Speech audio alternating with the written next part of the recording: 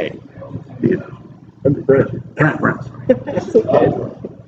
We met at the Austin meeting. Yes. But yeah, good to see you.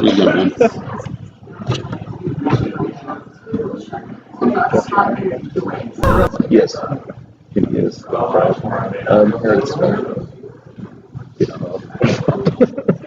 I don't.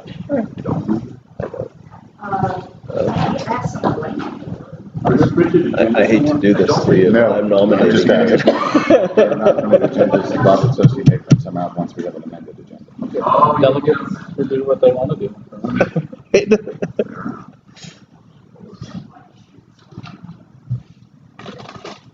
Well, yeah, he was asking me if I was running again. I'm like, no, I'm not. So he was like, would you mind nominating me?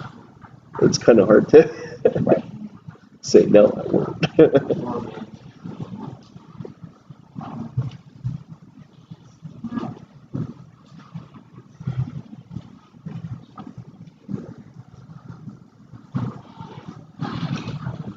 Plus, I like Aaron. He's doing a lot of stuff in Oxnard. Yeah, he's doing amazing work. So, I don't know. I know that his history on the LNC, a lot of people have issues with him, but I like him.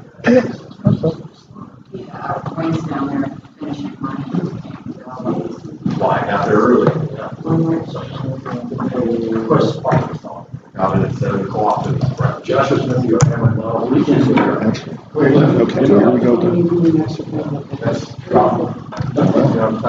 Hey.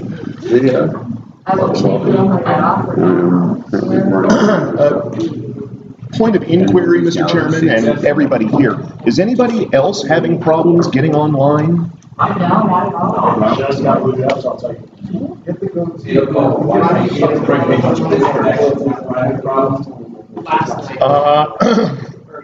Right now, I'm not getting anything. I did have, it says connect to Wi-Fi.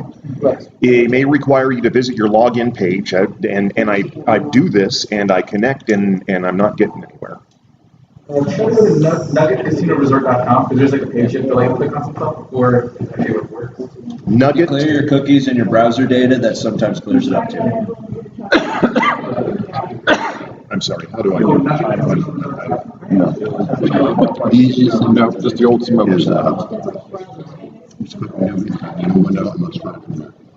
Okay, and so we're going to do what? I don't know. What was that? I'm sorry. What was that URL? Eric, what? Alex, Mr. Vice Chair. Alex, Mr. Vice Chair. what do you say? Nugget dot what? NuggetCasinoResort.com. Nugget. And I think at that point it'll pick up on some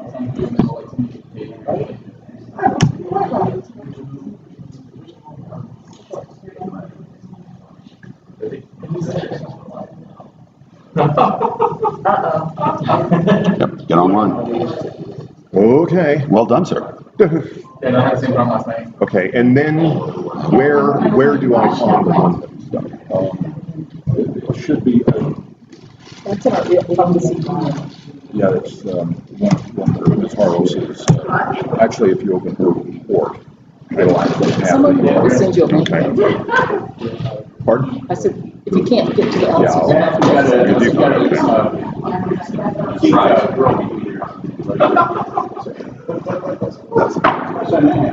All right, morning, it is 9:02.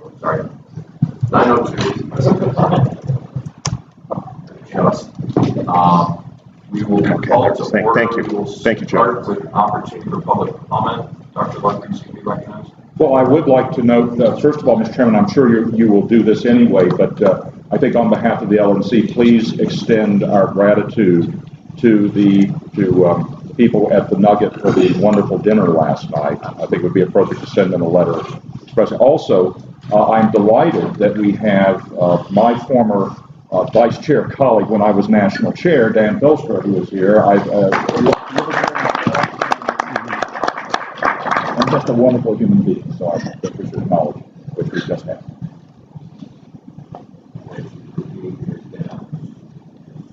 45 minutes. Any other public comments? Outside of the minutes, I would like to, for all the people who are watching the live stream and noticing the greatly improved video, to publicly thank Zachary Taylor, a member of the Libertarian Party, who donated this exceptional camera to us solely for the purpose of making sure that the LNC meetings were done in a wonderful and visually appealing manner. Have you considered returning the camera? More than There is a request that the meeting be only a zoom in on Alex. Nick, it's relative. You'll notice I'm in this corner.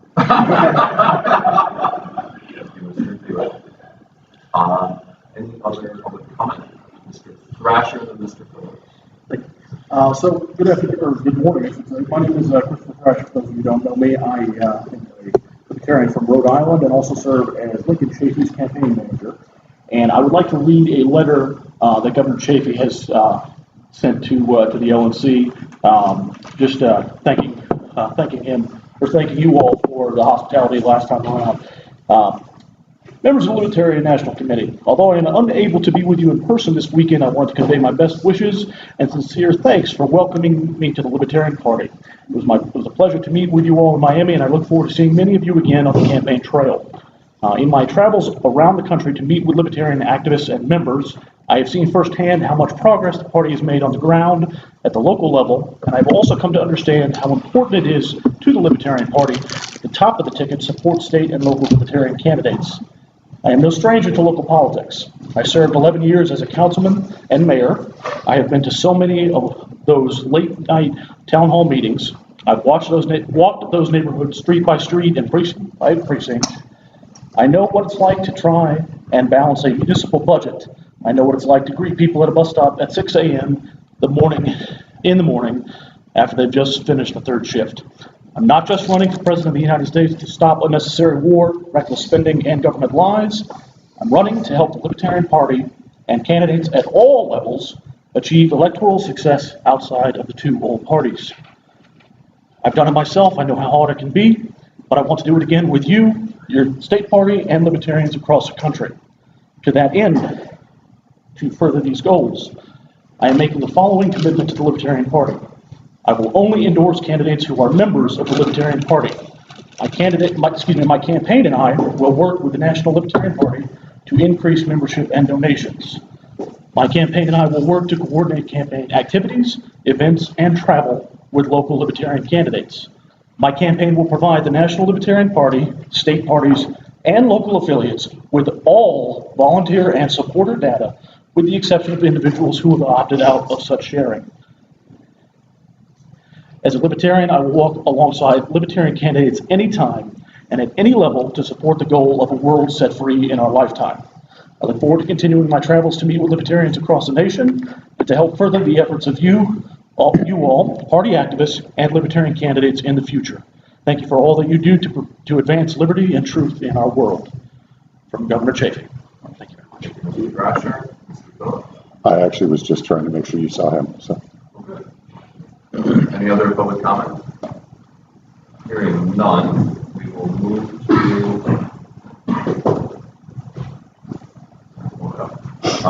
credentials, report, and paperwork check. Mr. Fishman, I asked you just to make sure everyone was. Yes, everybody is still current member. So everyone is a current member of the National Party.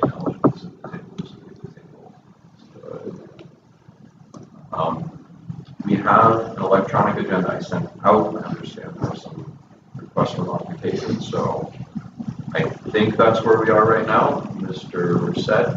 Okay. Mr. Hagan. Move that we add under new business, it's without previous notice, to consider qualifying memberships for children and pets. How long? 10 minutes. 10 minutes. Is there objection? Hearing no objection, we'll amend that in that way. As a notification to the committee, Ms. Fox is available for the audit committee report after 3:15 Central Time, which is 1:15 local time. I would like to get to that report at approximately 1:30 local time, if that's acceptable for the committee, just to be respectful of their schedule. I don't know where that's going to land exactly in them. I actually think where it is on the agenda, it's likely to be right exactly where it should be. But any other amendments to the agenda, Mr. Ford and Mr. Goldstein?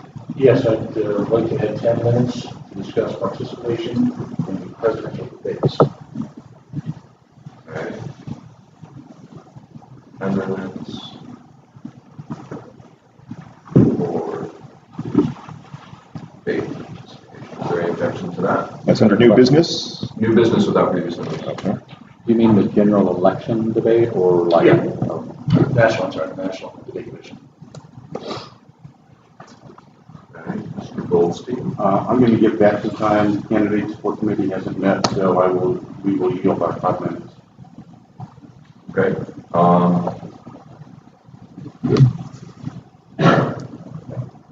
Can we keep that 5 minutes to address the question of the candidate support committee having not met? Sure. There's not objection. I'd at least like to address it. Customer said. How do you, Vice Chair's report? Okay. So without objection, we'll strike the vice chair's report.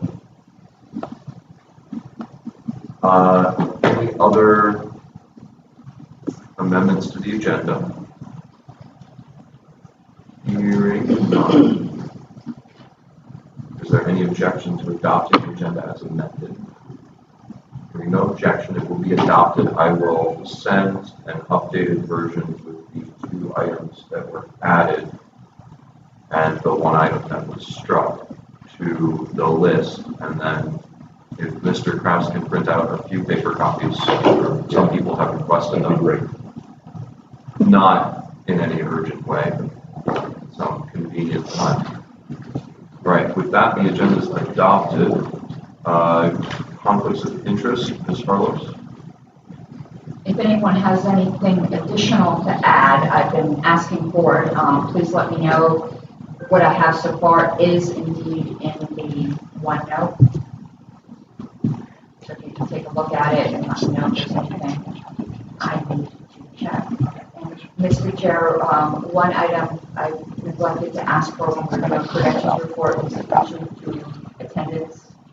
Oh, yeah. Go ahead. That one. Okay. Well, I'll try to catch up. So,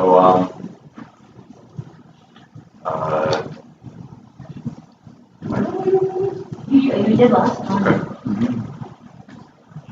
Well, then I guess we'll just go around Mr. Merced, Mr. Hagan, Mr. Michaela, Mr. Goldstein, Mr. Bishop Benjamin, Mr. Phillips, Mr. Hewitt, Mr. Redpath, Dr. Lark, Mr. Horn, Ms. Matson, Ms. Billiou, Mr. Ford, Mr. O'Donnell is not present.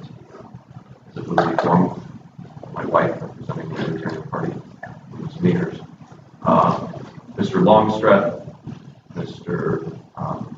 Smith. Those uncommon last names. Ms.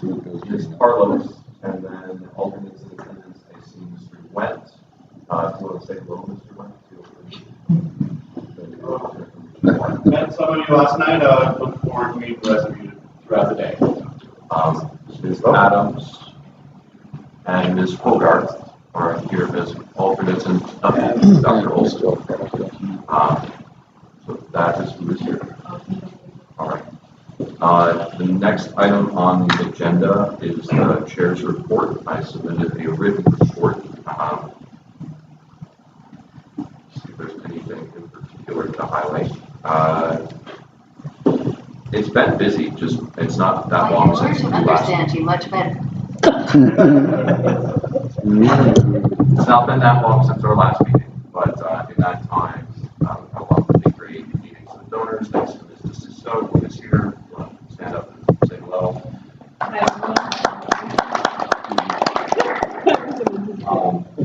Had some really good in-person meetings, there have been some really good media hits, most notably Morning Joe on MSNBC. Special shout out to Jess Mears, who started laying the groundwork for that connection with Joe Scarborough probably about 7-8 months ago. And we've been going back and forth about the best time to be on, and it has happened.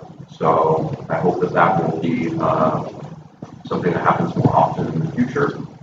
And with that, I mean, I will take questions if people have questions. Dr. Lark. Mr. Chairman, first of all, congratulations on your media opportunities. Salon, for several years, basically seemed to be going out of their way to find people who don't like the Libertarian Party, basically to write a piece basically saying Libertarians are not very nice people. Like, what was, I have not seen the article. Has the article appeared yet? Yes. And what was who conducted it, and what was the general tone? What was the subject? So I have a pretty good relationship with the Oh yes, I know.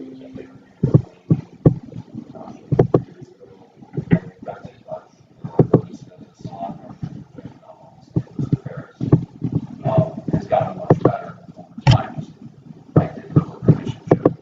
I believe that article was focused on Representative Amash and what strategically the impact was of him being considered for an impeachment manager and then not chosen as an impeachment manager over somewhere in the Democratic caucus wanted him. And so I think my comments were mostly related to what that does for his prospects within our party as well as his overall prospects, prospects for impeachment, which now we've seen have not gone in a bipartisan way.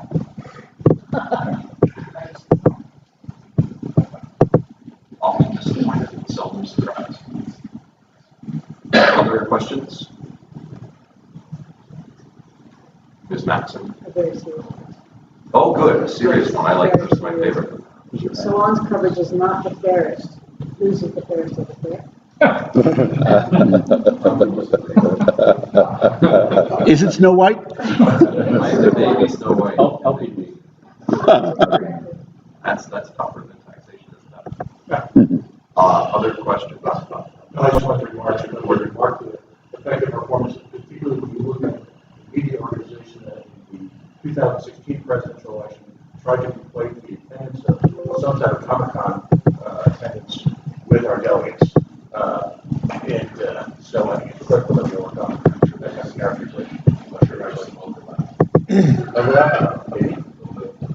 Yeah, it's I mean, my experience has been with pretty much 9 out of 10 reporters that I end up dealing with. The longer you contact them, the more you reach out and just be a normal person and be available for comment, the more they treat you like a normal interview subject and not like someone that they're hostile to. And it's a good. Everyone has things to teach us, and I think looking at the issues between Secretary Pompeo and Marianne Kelly from NPR.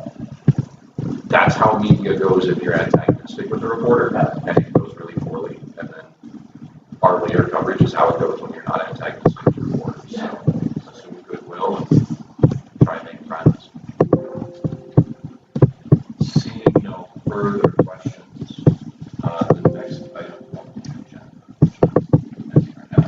The Treasurer's Report, Mr. King.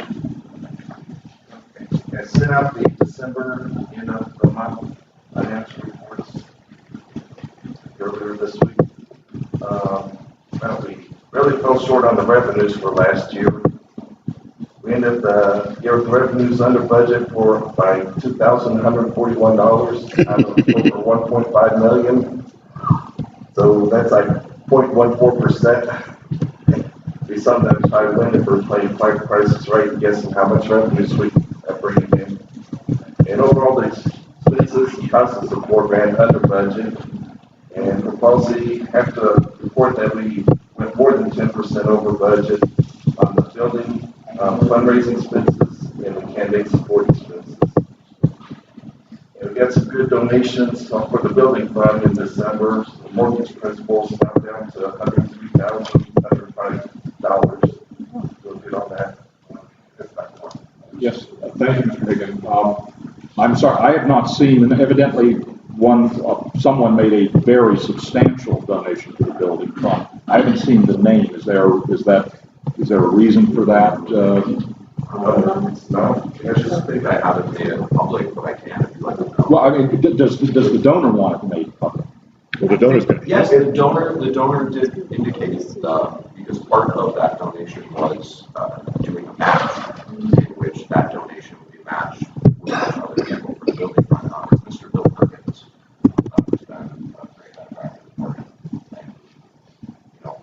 and, wanted to give more in a year than the feds wanted to let give.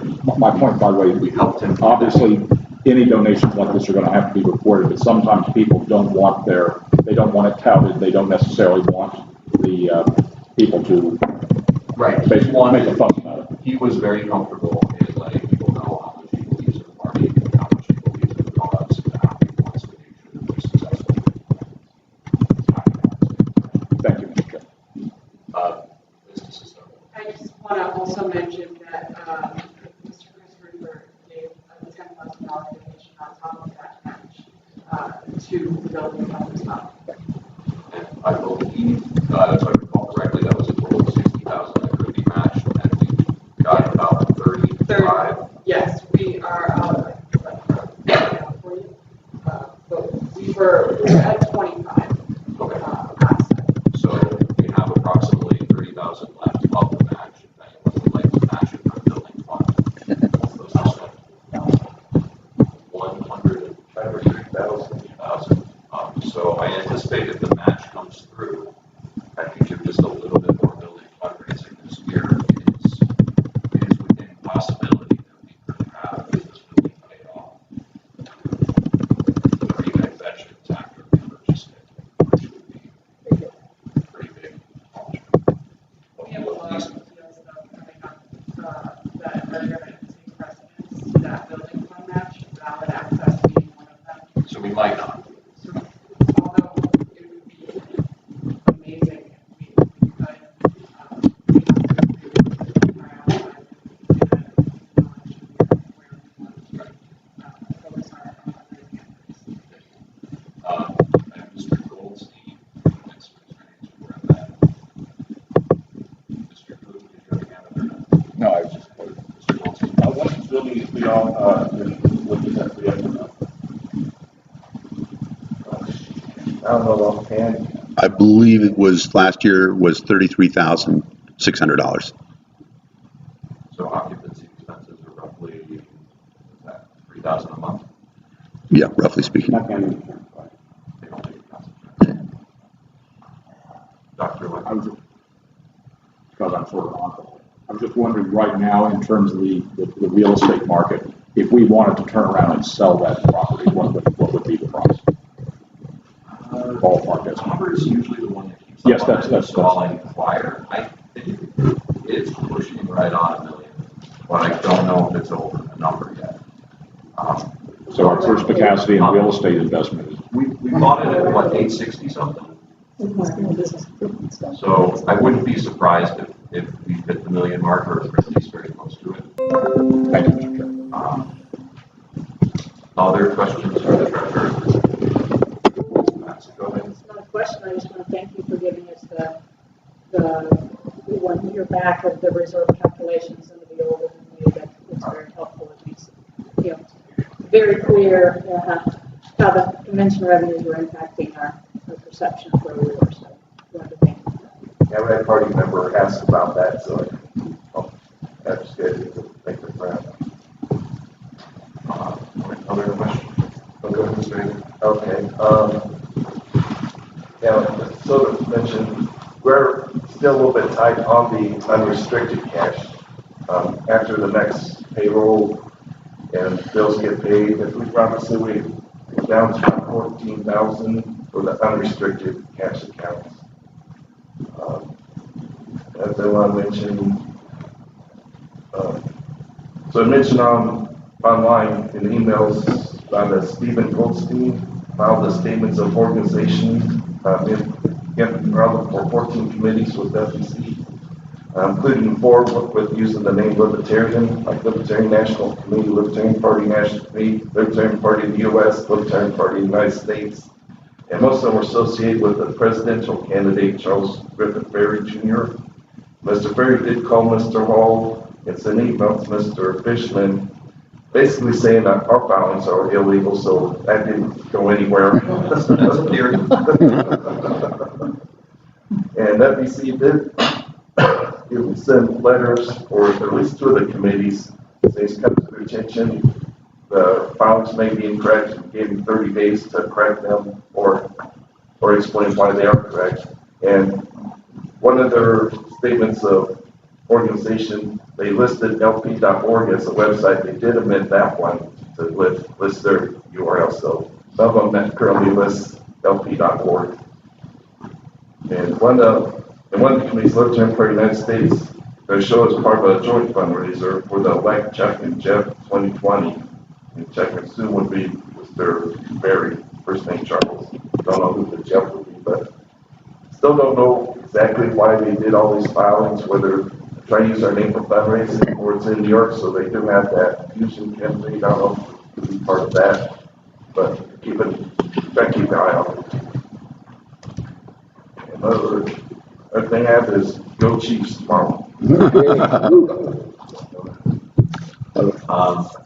Mr. Walton. So when are we expecting to Yeah, they sent the letters with us January 12th to 11, 2 weeks. Good check. They go online, see if any response or anything back from that.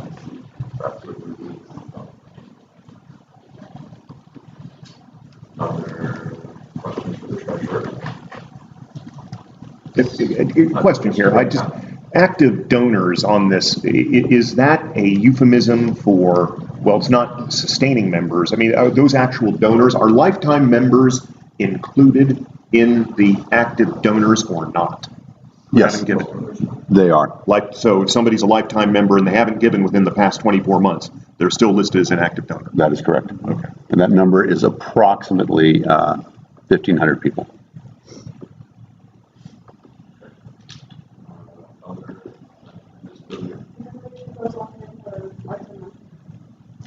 I meant the number of lifetime members who are not currently donating is around 1,500. 2,500 is about the number of lifetime donors. Lifetime members. Lifetime members, yes.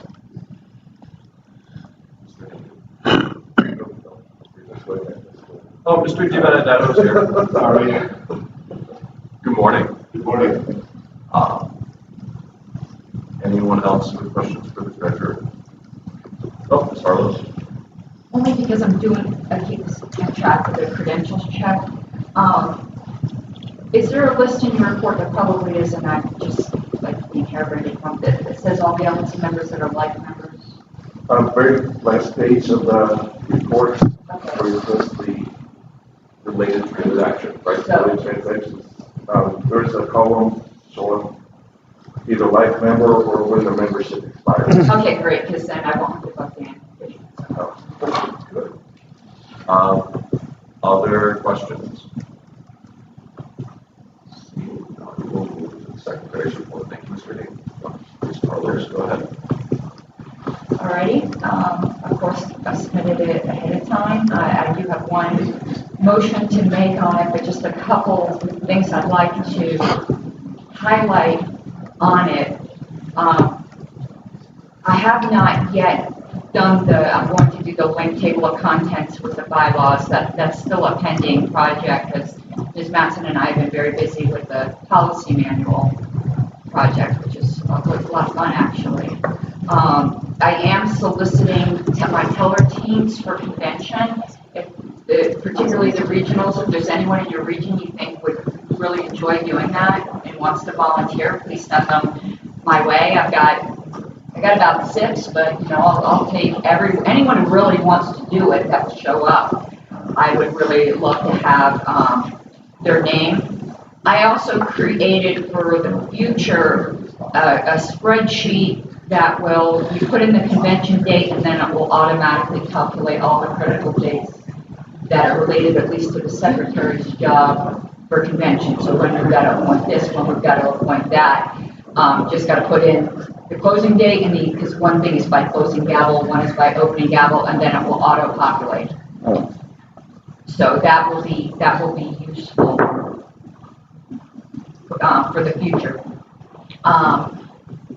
I created this is somewhat related to platform, but it's also kind of a secretarial as well.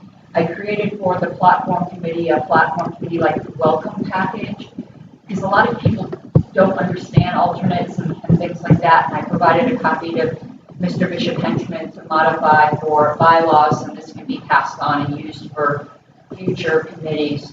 I did the region formation manual and the notification of delegate allocations, and I'm working on a couple other manuals that we'll be able to pass down to successor secretaries in order to build our institutional knowledge.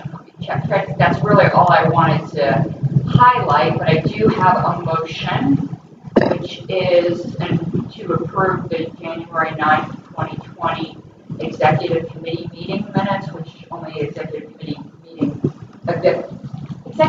members can vote on.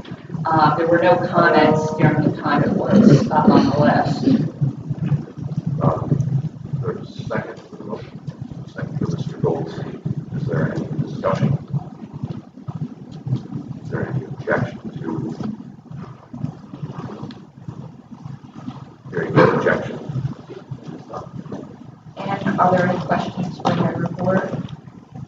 Questions from the secretary?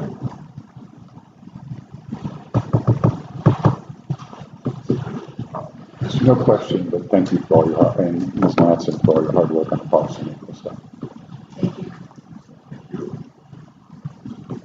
Any other questions? If not, we'll move to the next item on the agenda, which is theoretically a recess, but I think we're going fine, unless anyone wants a recess right now. Then we'll move to staff reports, Mr. Bishop. Thank you.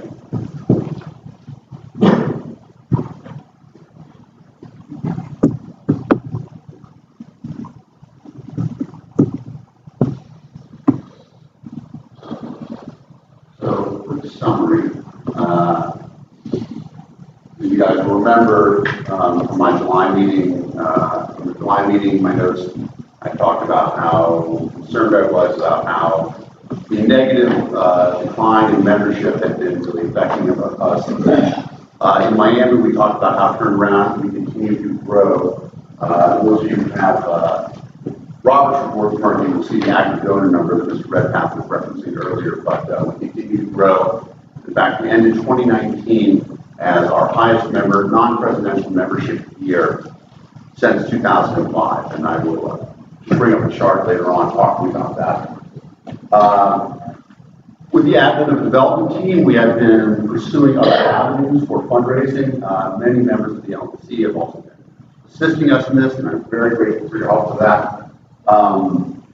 We sent out a prospecting email that was a Second Amendment letter that one of those things that if you put in the work, sometimes the timing is fortuitous, and actually hit people's mailboxes right as the Richmond rally was going on. So it was a timely direct mail, yes, direct mail. And it was sent specifically to people who are Second Amendment members, who are not Second Amendment supporters, who are not members of the Libertarian Party.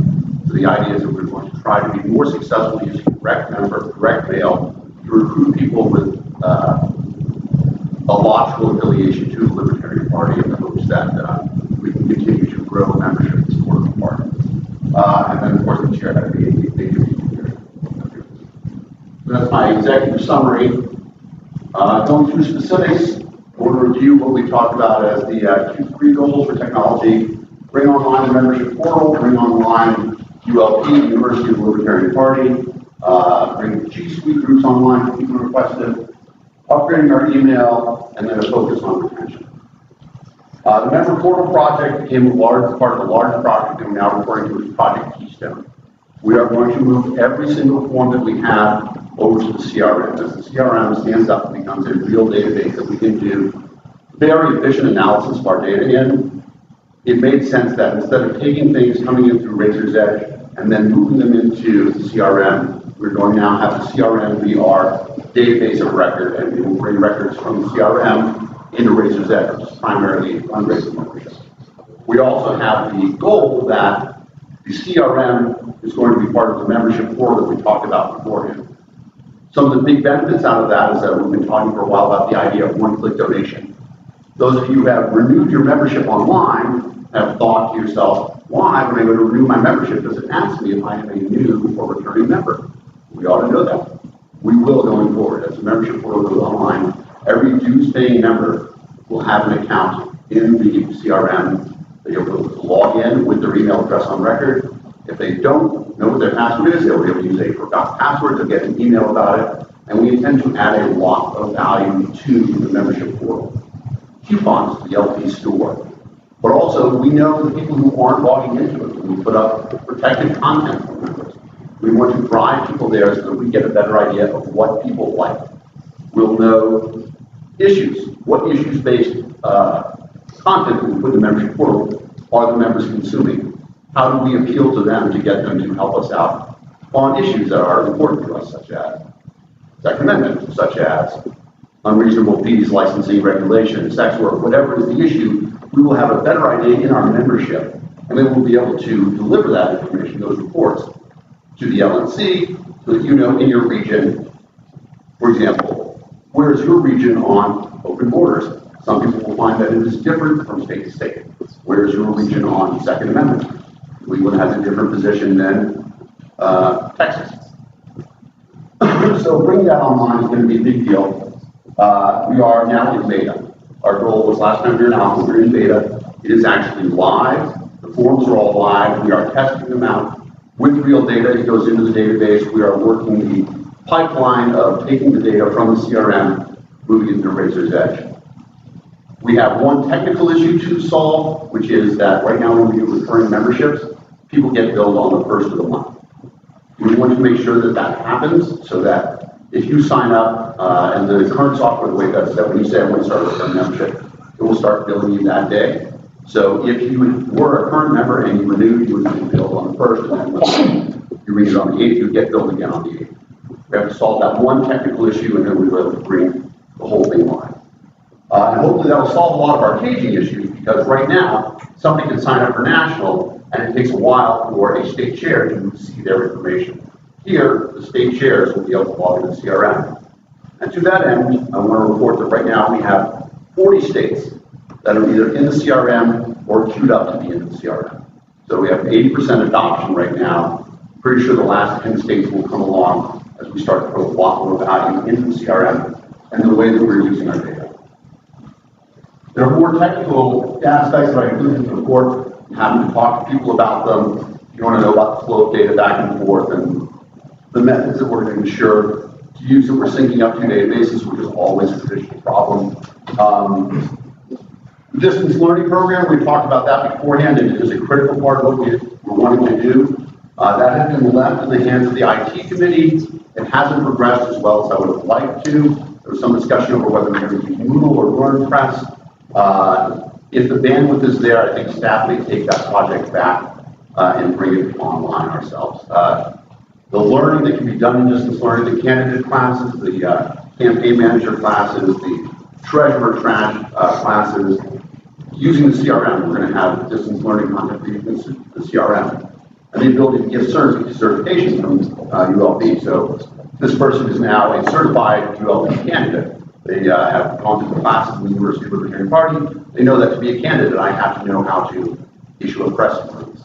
I have to know how to recruit volunteers. I know how to keep track of door knocking, phone banking, things like that.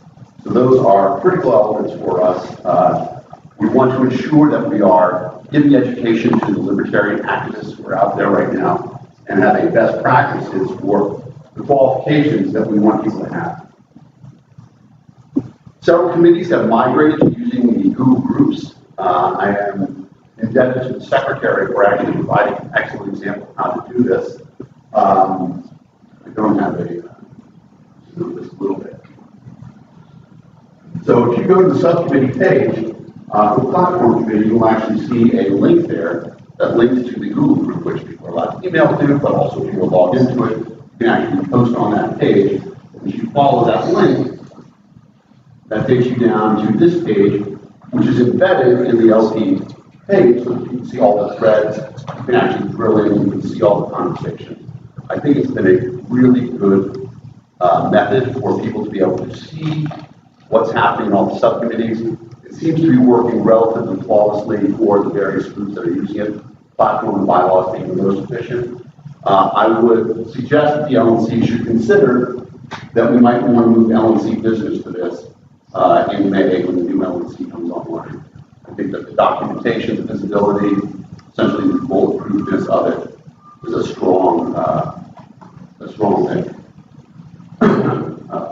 Repeating myself, that's exactly what I said. Membership directly touches to my last report. Membership continues to be my primary focus. I believe membership will be the most sustainable and consistent source of revenue that we have, as well as being the most resistant to the whims of the libertarian drama cycle. Case in point, while we've seen fundraising very dramatically from month to month, based on reaction to libertarian candidate personality news, membership remains relatively constant. So we're starting to work at segmenting membership. And so this chart, which you guys will all have, you have my report. We're looking at the gifts by class and how long people stay around. So in this example, the class of 2011 was 2,209 new members. In 2012, 1,000 members had given money after, from 2012 or after, 791s, 21, etc. 183 members of the class of 2011 are still giving us money as of 2019.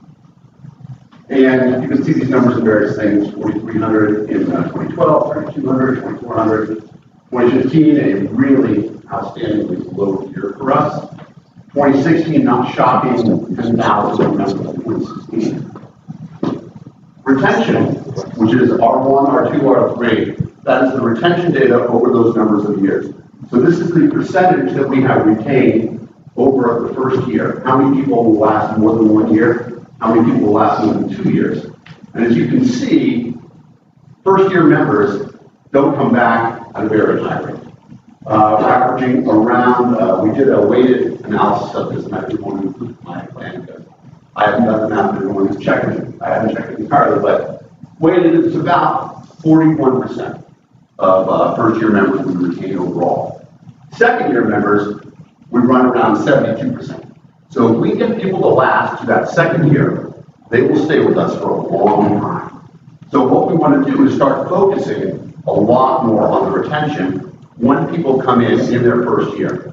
This year, as you guys know, we've had a tremendous run in membership right now. We have, I believe that this is the largest 4-month increase in a non-presidential year that we've had in the Libertarian Party history. We increased membership by 2,000 members in 4 months. To that end, I see Dr. Lark's question engaged, and I will accept it correctly at some point. I just don't know. I have to think about whether that's true. But it's nice to see we're having an increase. So. Yeah. So to that end, this is why we really want to have a focus on the first-year members right now, because we've had this rush before the presidential campaign. During the presidential year, and you can look over cycles, we increased membership substantially over on a presidential year. And a great example of that would be the difference between 2011 and 2012, almost double the numbers. And then, of course, 2016 was actually 8 times increase over the year before it.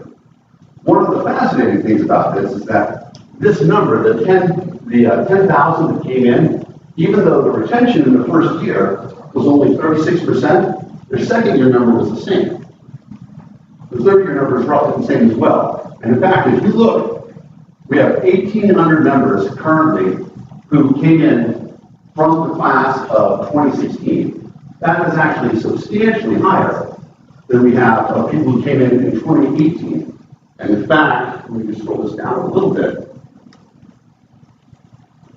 Of our current membership, this number, by the way, does not include lifetime members because it's difficult to chart lifetime members. You want to get there.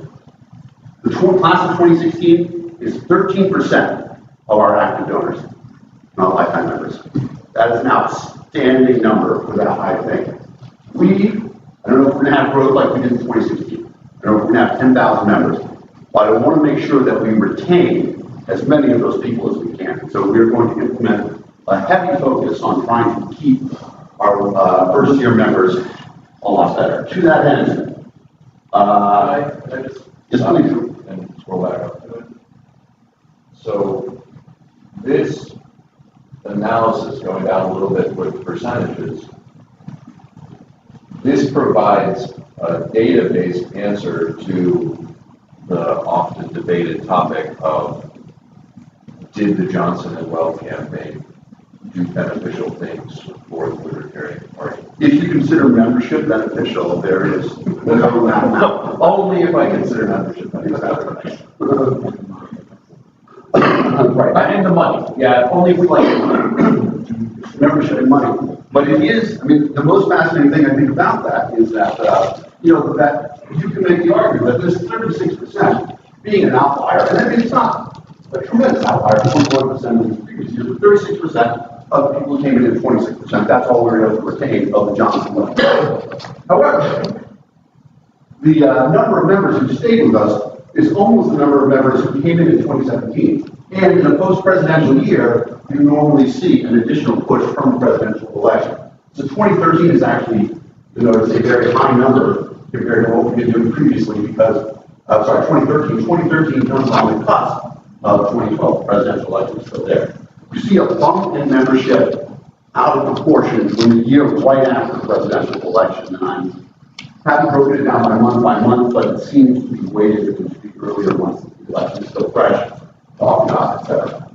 And so you see that here, 2017 is actually our second largest year, not counting 2012 as a presidential election, because we still have this bump going on. So this is, we want to do a lot of what I talked about beforehand, evidence-based practice in terms of the stuff we're doing. So we have a segmentation breakdown. So for first years, we are going to do a lot more contact. We're going to be talking to them 1 month in. We already do the member welcome hangout, where member welcome hangout's a different hangout, member welcome hangout, where if you are a new member, we email you and say there's going to be a webinar the Tuesday after you join the party. We would love to have you come in. Various members of the LNC have been in there. Ms. Harlow's one morning I was in a member welcome hangout, and I've done one as well. I think Alex, you did one as well. Not yet? All right, soon. But something I would encourage all of you to join into, because to hear the new people coming in, talking about why they're joining the party, and right now we're averaging about between 7 and 12 people a week who now are joining us. We're coming into the member welcome hangout, we're talking about why they joined, how we want them to get involved, stuff like that. Those sort of touches are the things that are going to help us. Then we're going to start doing it 1 month touch, 3 month, 6 month, and at 10 months, we're going to start asking people, if you're an annual member, we want you to become a pledger. We want you to become a recurring member. So we talked about the fact that we missed the financial goals by $2,000 on a $1.5 million budget. We can do better. One of the things that gets us there pretty easily is that if we think about the fact that now we are exceeding our budget, we are exceeding membership right now. We've averaged 15,000 members, a $1.5 million budget. If we can get membership to average $100 a year, we reach that budget.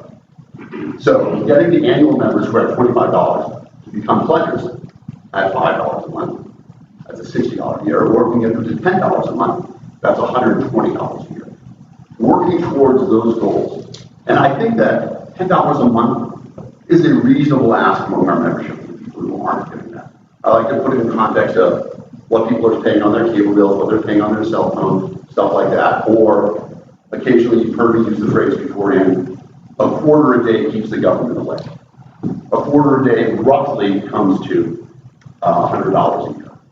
So we are going to push towards moving membership in that direction, but also the magic thing about pledges, of course, is that pledges don't expire. So when we talk about this important number of keeping people for a longer term, when we get people into the pledging cycle, they will stick around with us for a much longer time. Financials and operations, we ended the year in pretty good financial shape. We did get an unexpected bequest, which was fantastic. We've started a new acknowledgement of request, which I will let Ms. Sister talk about during her report. Between the 8 weeks when we started this report at the end of the last meeting, really not that much had happened. We renewed our contract to use Razor's Edge for a year. I don't know, I can't tell you if I think we should be using Razor's Edge in 2021. I think that it is the state of the art in terms of fundraising, but we do a lot more than that. And as we get better with the CRM, we will continue to analyze it. All I can do is promise you to do a lot of due diligence around that. However, we spend $28,000 a year on Razor's Edge. If we can move to a place where I believe that we are going to be able to do the same data analysis work, and the data analysis work that was there beforehand, Razor's Edge had the numbers, but I actually had to throw it into a database and do the hard work myself to get that out there. So if we're collecting the numbers, I'm not convinced that we're using Razor's Edge for a long time. We also started a year-long contract to eCanvass. I believe that this is the most significant aid that the LNC has given to down-ticket candidates, at least as long as I've been in the party. Up to 100 candidates will be able to come in, and normally eCanvasser will charge them $50 a month for a candidate to come in. We are going to pick up $15 of that at least, and we will allow other donors to come in, sponsor a candidate at $300 for this election, at which point in time they will have access to eCanvasser. eCanvasser is, in my opinion, the gold standard for small campaigns. I don't know if I would run a presidential campaign on it, but if you're running state rep, if you are running state senate, city council, whatever, it is fantastic in terms of the data that's out there. We get a couple things out of this. Not only do we get the best tool in the hands of our best candidates, but we also get the ability to talk to the candidates and the campaigns about what they're doing. Because this is a national program, we will have access to the data of all the campaigns. So at some point in time, I get to ask Mr. Bazell to come in and, is this campaign doing enough door knocking? Is this volunteer team large enough for a race of size? Are they doing enough phone banking? We can advise them on those things, and we can do reports off of that data. So that we can say, we have this algorithm that tells us a campaign that succeeds will be knocking 200 doors a week. You guys aren't doing that right now. You can get there, stuff like that. You give it just flat out numerical analysis, and the candidates and the campaigns can always say, well, that's fine. We didn't get that done. They can say, we don't need it. We don't have the possibility.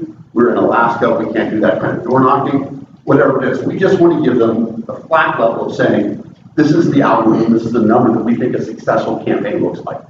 Data modeling, we want your campaign to look like a successful campaign. So hopefully in adding that in and adding that available to candidates, we assist more down-ticket candidates winning elections. To that end, yes, sir, Mr. Taylor. Is that $35 a month for a campaign? And yes. Is it $300 for a year? So right now, if you want to come in right now, we will give you the whole thing. We will give any candidate $300 they commit right now. And that's it for the entire year. Yeah. If they don't want to commit $300 right now, they can come in at $35 a month. This is me making salesman pitches to why. Exactly. But that's what we want to do. And that's unlimited contacts, correct? Unlimited contacts, yeah. So, I mean, it should be a tremendous opportunity, and obviously there's great synergy if you can get two candidates who have overlapping districts. Because, if you have somebody running state senate, somebody running for representative in the same area, you get to talk more about the touches and the data and stuff like that. And that information is shared back and forth between the candidates. So right now, if you have candidates who want to sign on, they can email me directly. We will get them into the system. We're going to be putting up a webpage. The system actually came online today, but we really want to make sure things happen this kind of morning. You'll be sending information about this to the state chairs? I will indeed. Okay. I will be hitting up the state chairs very quickly. Okay. Can I back up on a couple things you mentioned earlier? I have questions. On the membership portal, right now, how are the states getting the updated national membership list? How is that being, is it sent to the state chairs through the emails? Is it through the portal? What is the method? So there's two things. Right now, if you are not in the CRM, you get the data dump that's sent to you, I believe, on a 2-week basis. I'll defer to what Robert says on that. If you're in the CRM, we definitely import the data from Razor's Edge. Once Project Keystone reaches completion, it will be real time. I sign up to become a member in Maryland. The Maryland chair immediately knows, and they can send their notification whenever they want. Okay, so that's good to know. I'm a county chair. When I organized our county convention, I went to our Indiana portal, which is not on the CRM, and pulled the national members so I can send them all emails and stuff. But I noticed some discrepancies between people I thought were national members in my county and then Indiana is showing. So anyway, I'm going to follow up on that. But I wanted to know, we're not part of the CRM, so I want to find out what benefits. I'm trying to sell the idea to Indiana to get on board with that. So that's another selling point, I think, that they would have easier access to the national. Easy access, real-time updates, we'll get an email as soon as somebody joins, not just at the state level, but also at the county level. Wow, that's really good. Recall, we put information in, we commissioned a piece of work from Apple, so we can do it. We are, just for one thing, there's a little bit of issue in that some places don't use counties. For example, in Massachusetts, where I came from, I never knew what county I lived in until I had to go to the Register of Deeds. Sheriffs in Massachusetts have no arrest power. They can't really do anything. And there are other states like that. Well, it's an interesting question. We prefer the local police to be a power, we prefer the sheriff to be power. And we find some places where regions make more sense. So we just fixed the change so that regions, for example, in Virginia, the Libertarian Party of North Virginia does not exist in just one county. So the opportunity of a higher level region which can contain counties based on things on. I also tested the section of the portal where you can start a new county affiliate. I put in my county like it was new and got all the feedback information and everything, including like the little starter kit, which I believe Libertarian Party of Florida had put up. So that was really good, and I actually sent some of that to my state chair as like a benefit that would be something, if we were part of the CRM, this would be, all good. So thank you for all that. Happy to do this for long term. So since we've sort of back into the CRM, I have some questions. I was at the Arizona convention last week, in attendance with Mr. Stretch, Carlos, and myself, and it came to our attention that Arizona had more or less been waiting since September to be onboarded, and for communication from anybody at HQ as to what the delay is, other than they were told they donated a certain amount to move within the queue, and I've seen those programs. While we think odd feeling, I understand the reasons why, and it does make some level of sense. The problem that I see is that since September, according to Andy's report, we've only been able to onboard 2 states. What is your projected timeline for helping states like Arizona, Illinois, and other states that are having issues getting on? So technical work on the CRM is one of my critical focuses. And in particular, as you guys may recall, when I came on, CRM had significant performance issues. We had a lot of problems. We had been sort of installing plugins willy-nilly without adequate testing, site down at various points in time, things that are not appropriate for any enterprise-level software. I believe that we have resolved those issues. If you talk to people who are using the CRM now, they will tell you that it's performant, it is a data tool that they can use to get data. We are bringing the states on right now.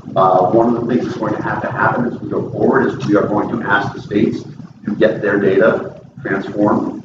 The early people, we did all that work, essentially getting the line in the CRM. The new states, as they come online, I would anticipate that by August, we would have all the states that are in the queue online. Transformation is not the most difficult technical thing that we do. However, we have some technical projects. We've been working on Project Keystone, and that's why, to a certain extent, some of those things, some of the states that have been in the queue had fallen off.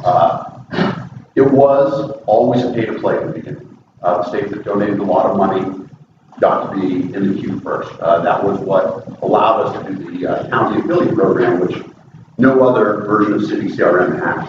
That was built especially for the Libertarian Party by a company that we contracted with.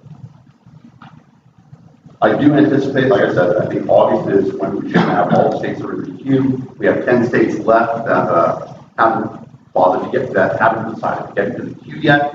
The amount of data that's there, the transformation programs, we were also not doing that as well as we could have. We had been doing each translation, and so it is embarrassing for me to talk about this part of it, but we're doing one state over and over again, as opposed to actually saying, get the data into this format and we flip the switch when you run it in. We're working towards that, which will allow us to do later transformations much faster, but I don't know exactly what the timeline is for any particular state. So, as a follow-up, does HQ have the staff and resources that they need to do this in a timely manner and communicate with states and say, hey, we apologize for the delays, this is where we're at, and maintain some regular communication? So I think the Slack channel, which I follow on CRM, and we encourage everybody to be in, is pretty active. I see questions being answered very quickly. So I think that anybody who's in the CRM Slack channel gets their questions answered pretty quickly.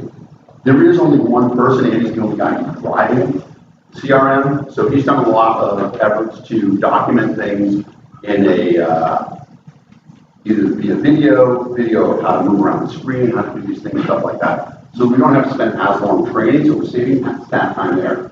The transformation issue is still more manual than I would like it to be. We could always use another person.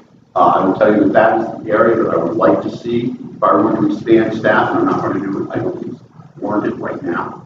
They don't know what the numbers are like at 3 points. But if we're going to expand staff, I would put another person into the technical side of things. I'm going to go left to right on this.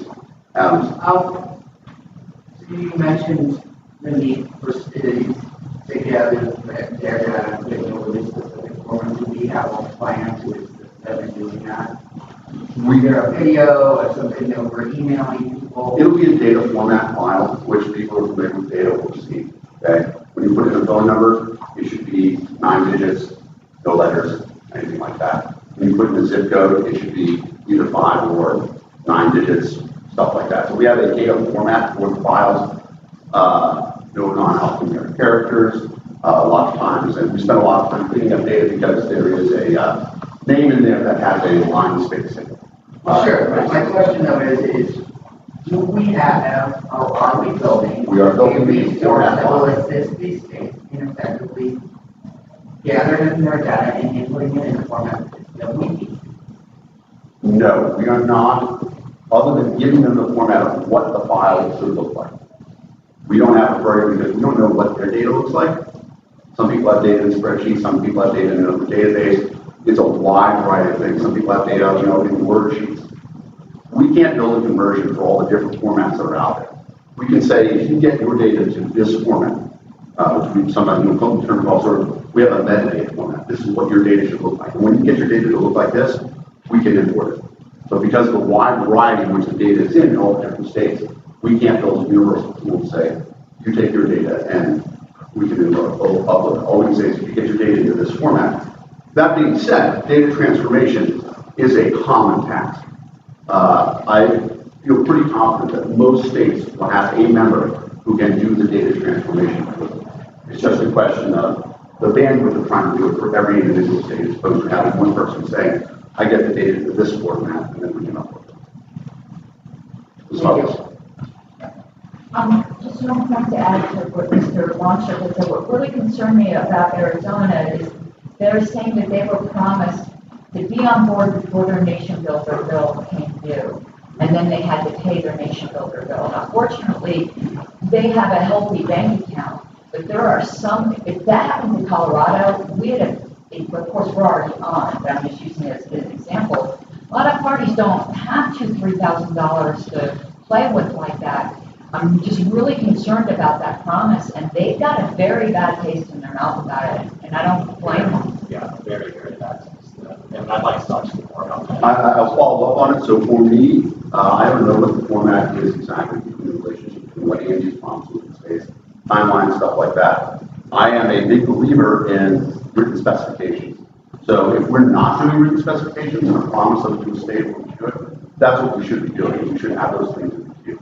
And so I can follow up with you guys and make sure that we establish that. It's one thing not to make a promise, but not make a promise that they put a couple $1,000s into. 100%. That makes 100%. When we miss technical deadlines, that damages the entire system. So I want to make sure that we don't do that. I am very careful about committing technical work and committing the changes that we are going to make to CRM to keep them in the context of this is our enterprise level software right now. So everything that we do to defend that, which means that we don't make contracts saying we're going to implement this as quickly as possible. We say, when can we implement this as safely as possible in a timely manner? So I want to make sure that we do that, but written contracts is a very reasonable thing to expect, and timelines along that. Mr. Redback. This, does the Libertarian Party have any, and I'm not aware of any, instructions isn't the right word, guidance on candidates on how to run write-in campaigns if the ballot access laws keep them off the ballot? Whom would I speak to about developing something like that? Yeah, I would be the person to start that. Okay. Building out the knowledge base on that. Okay. I got Mr. Pensman, Mr. Phillips, thank you, and then. Okay, I thought you were going this way. I was, but these hands were up before your. Well, I was up before Adams, but we're coming this way, and then I put it down. I'm taking now. Okay. You ready now? Okay. Back to the issue of the Arizona and those places.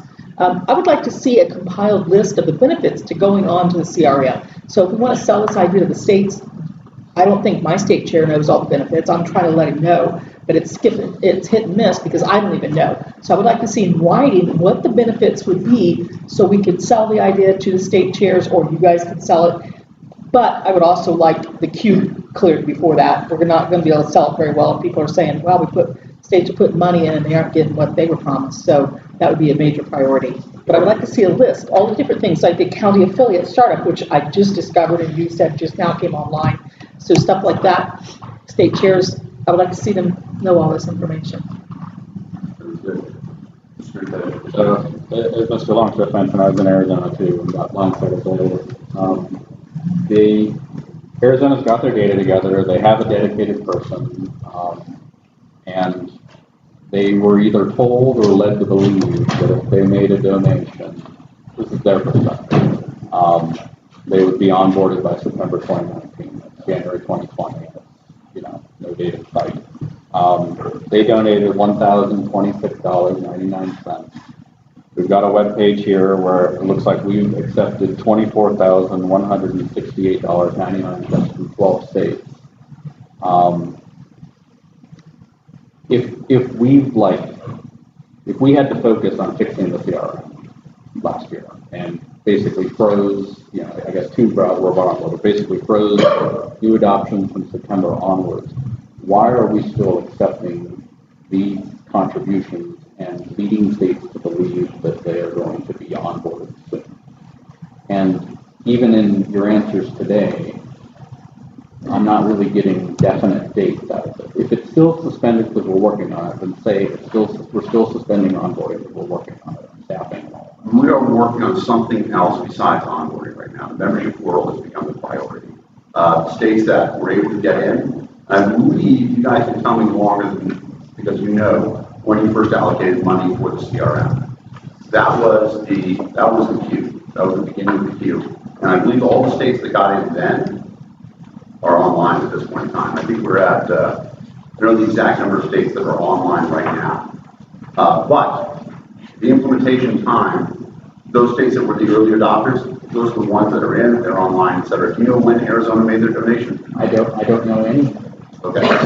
So Arizona made their donation roughly in October or November. However, they have been trying to get on since June or July, and when they could not get any results during that time, because they were going to be on board by the end of the year, they were told, well, okay, and then go get already up. They opted not to donate $50,000 that was suggested because they don't become NBC filers, so they never made $999.99 to stay below that threshold, and I heard literally nothing back from HQ at all. I will follow up on that. I don't know what the procedure is. I do know that right now we are focused very much on development in the membership portal, and that has been our priority since the last LNC meeting when I talked to you guys about it. So membership portal is critical. At minimum, this may just be a communications issue. Yeah, I believe so. They feel like they're not hearing anything, and they had to decide, do we renew nation voter for another year or do we not? Right, and it seems to me very reasonable that we should be able to give every state that is in the queue what we think is a reasonable date for them right now. I will get some sign off on that, and then hopefully at that point in time, that gives us a definitive queue of the things that we're working on as well. Because we do get a lot of requests for other technical projects, and I am hesitant at times to accept new technical projects, knowing the volume of work that's out there. So would you be able to confer with Andy and get us some dates by the end of January? Yes, or February. Sorry. I mean, fair or not, the impression I got is that they felt like they were shaking down a little bit for money. Yeah. Right, and I think that that's a reasonable thing. I mean, in the beginning, I think that the money program, like I believe of that $24,000, Massachusetts gave $17,000 to the CRM project, to sort of put things in context. And Massachusetts just came online. Now, part of that was that after they gave the money, they decided they didn't want to go with the CRM.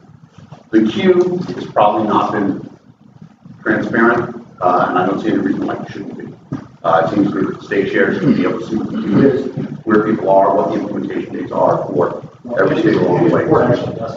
Pardon me, Mr. Point of order. Thank you. So, Mr. Bishop, Yeah, I look forward to working with you on this and getting some clarity. And if it's a resources question, come to us and say it's a resources question, so that we can make those judgments. Right.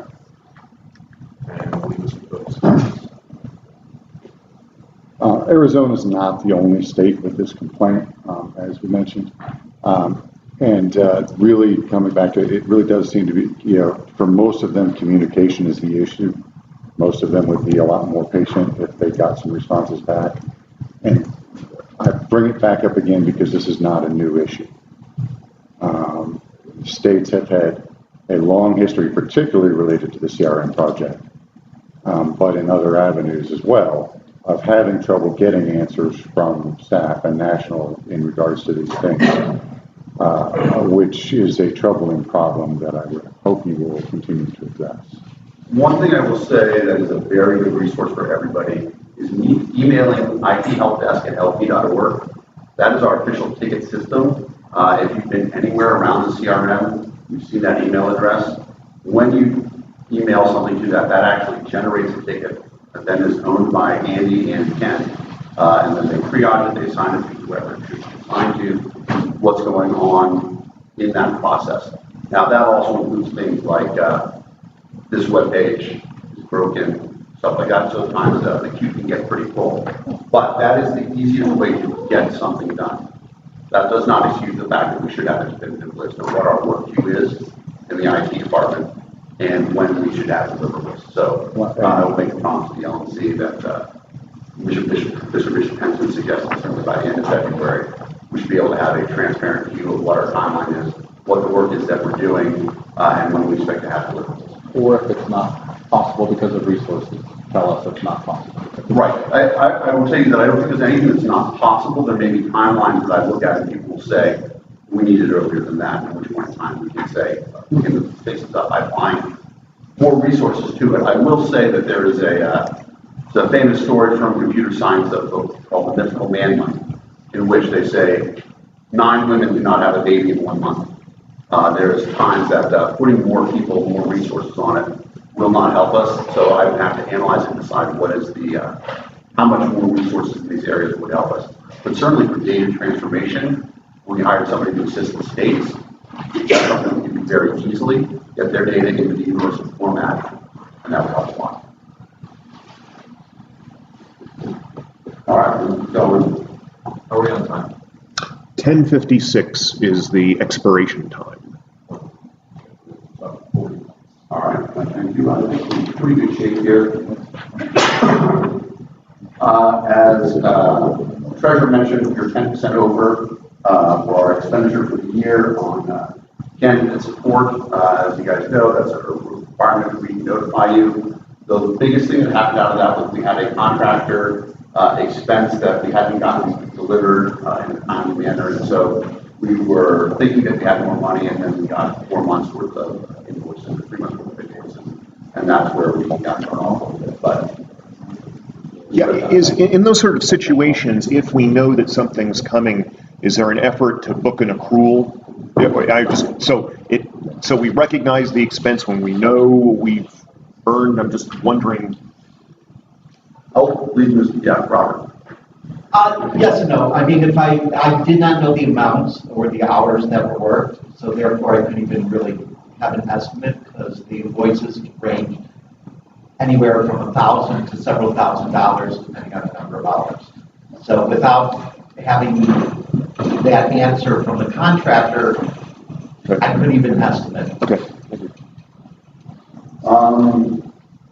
Move on a little bit. Social media, we can have the success that we had in the last quarter when we had many posts that went over 500,000, one that went over 750,000. But we did have some reasonable numbers. These are some of the top posts in the last 2 months. 216,000 is still very big. Elections. We have a question relative to social media. And I've expressed this concern to you privately as well. I'd like folks to discuss for a few minutes our Twitter account. I'm concerned that we've got a kind of a routine approach to including Republicans and giving them the imprimatur of the Libertarian Party in our Twitter account, in our social media in general. I understand the mechanics of social media very well. I understand that references to them have the potential to bring into other people, bring other people into our social media feed. However, let's take a look at two circumstances. When you refer to, when our social media refers to people like Mark Sanford, this guy Joe Walsh, or Governor Wells, as principal conservatives, you are effectively giving them the imprimatur of the Libertarian Party. I can't think of a group of individuals, let's not, we don't need to go into details, of people who don't represent that. I'm concerned that when we constantly refer to and retweet Justin Amash, I mean, I think we all have a lot of admiration for a lot of what Mr. Amash believes in, but I would prefer to have Chairman Sarwak, for example, quoted on some of these issues, as opposed to promoting, again, the fact that a Republican has anything to do with any of our belief systems. So again, on a fundamental level, I get it, but it provides a very clouded message. I'm not sure, I'd love to see proof that it brings in additional, I don't know how you quantify, additional followers or additional traction. But ultimately, I would ask formally that we stop doing that. I often refer to Mr. Amash as your product of the 70s as our own personal waiting for Godot. We're waiting for Amash. And he may come someday, and I would be happy to welcome him in to the party with us. But that day has not occurred. We're in a situation where, because of the election cycle, we can't promote our own candidates, if you will, on the national party team. I get that. So I've spoken with candidates who are personally offended that we could then simultaneously promote candidates who are Republican. How do you address that? Can you read the tweet? I can read Justin Amash is an independent, Pat. He left. I can answer that point of information. The tweet went out on January 19th. Shared a Politico article, headline, Never Trumpers Flame Out, with the text of the tweet being, some like Mark Sanford, Joe Walsh, and Bill Weld made the stand for a principled conservative party, but it's obvious the GOP has gone the route of nationalist populism. There's another party for those who want small responsive government. So, I'm not micromanaging social media, but I don't think a call to action asking people to leave the old parties and join our party is appropriate. It's inappropriate. Yeah. I will go to Mr. Phillips and then Ms. Carlos. A related but different concern, in that I followed the social media for quite some time. And I have an objection to the very strong direction towards recruiting only conservatives that social media has taken, particularly Twitter, including a tweet just this morning, or maybe last night. We are not a conservative party. We are not a liberal party. We are a freedom party.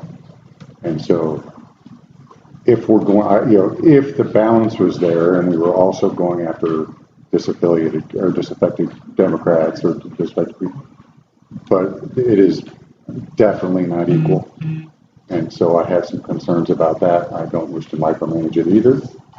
But if you would pass those along. I will pass that on. I think that's a legitimate thing. I think that there are a lot of Democratic candidates who are clearly being pushed out by their party at this point in time, and we absolutely should be appealing to them. I agree, 100%. As a point of information, Mr. Phillips and anyone amounts on the LNC. Mr. Clark, who manages the Twitter feed, is available and welcomes any concerns and communication from LNC members directly if you would like to avoid going through Mr. Fishman to pass on the concerns. So it is available for discussion for any LNC member that wants to have that discussion. Ms. Harlow? I'm somewhat not satisfied with the answer. I do think we need to recruit, obviously. And a while ago, I thought it was all from the left, and now that we're in, it's all from the right. We don't seem to get in the middle, but I do not think we should be even pretending there is such a thing as a principled conservative party. It is our position that the principled position is a libertarian position. So it's almost like saying, well, you know, they got some principled, thieves over there, that's okay. We could have done it in a different way. I do not think we should be giving praise to the idea that there's a principled conservative party when our whole thing is that non-aggression. That's the principled stand. That was my problem, not even that it was right or left. So I just wanted to make that clear because I think that was somewhat Mr. Ford's issue as well. Would you like me to address this?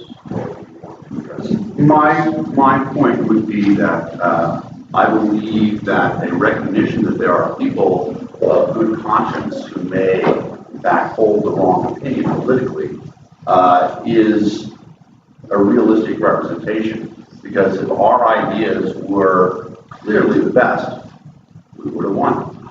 And so finding a way to say we need people who are of good conscience to come to the party of good conscience, that's the transition I believe that we're trying to pass.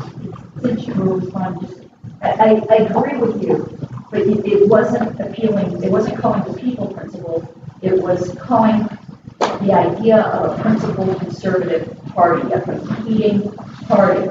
I think we should praise people wherever we can and whenever we can find it. They're just mistaken. But we got to be really careful about praising the idea of principled parties, political parties other than ourselves.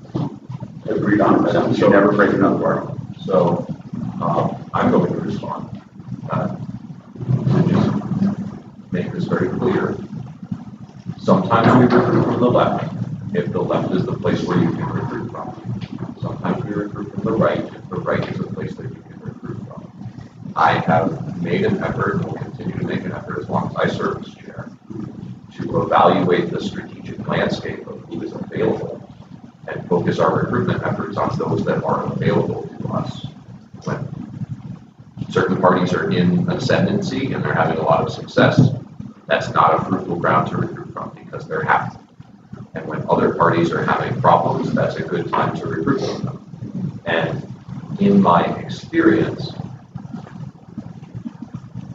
there is a limited number of things that you can do with any particular social media, right? So I can try and get somebody who has been thwarted in their attempts to make a principled conservative party over to our side, or I can try and convince them that there is no such thing as principled conservatism. But if I try to do both things at the same time, neither is going to succeed. And so it has been my experience that while we may have opinions about whether or not there really is principled conservatism or progressivism or liberalism or what have you, the people we want to recruit think that thing exists. They think that's a project worth doing. And validating that idea that they have, even though it may be wrong, is the first step in getting them to come over to our party. And that's the reason for these kind of social media appeals. It's you're trying to make the GOP into something you think it could be or was or whatever. We're bringing up this harsh truth that you need to hear, which is it just ain't that into you. Maybe you don't need to be over there, but that requires validation of their beliefs in order to have the next step heard. That's the direction I'm going. Mr. Phillips, Mr. Ford, and then without objection, Mr. Stark and Gallagher. Mr. Chair, your point earlier about reaching out to Mr. Clark, I feel the need to address that because while I have had a conversation or two with Mr. Clark, I also don't feel that in any employment scenario it is appropriate to bypass the chain of command.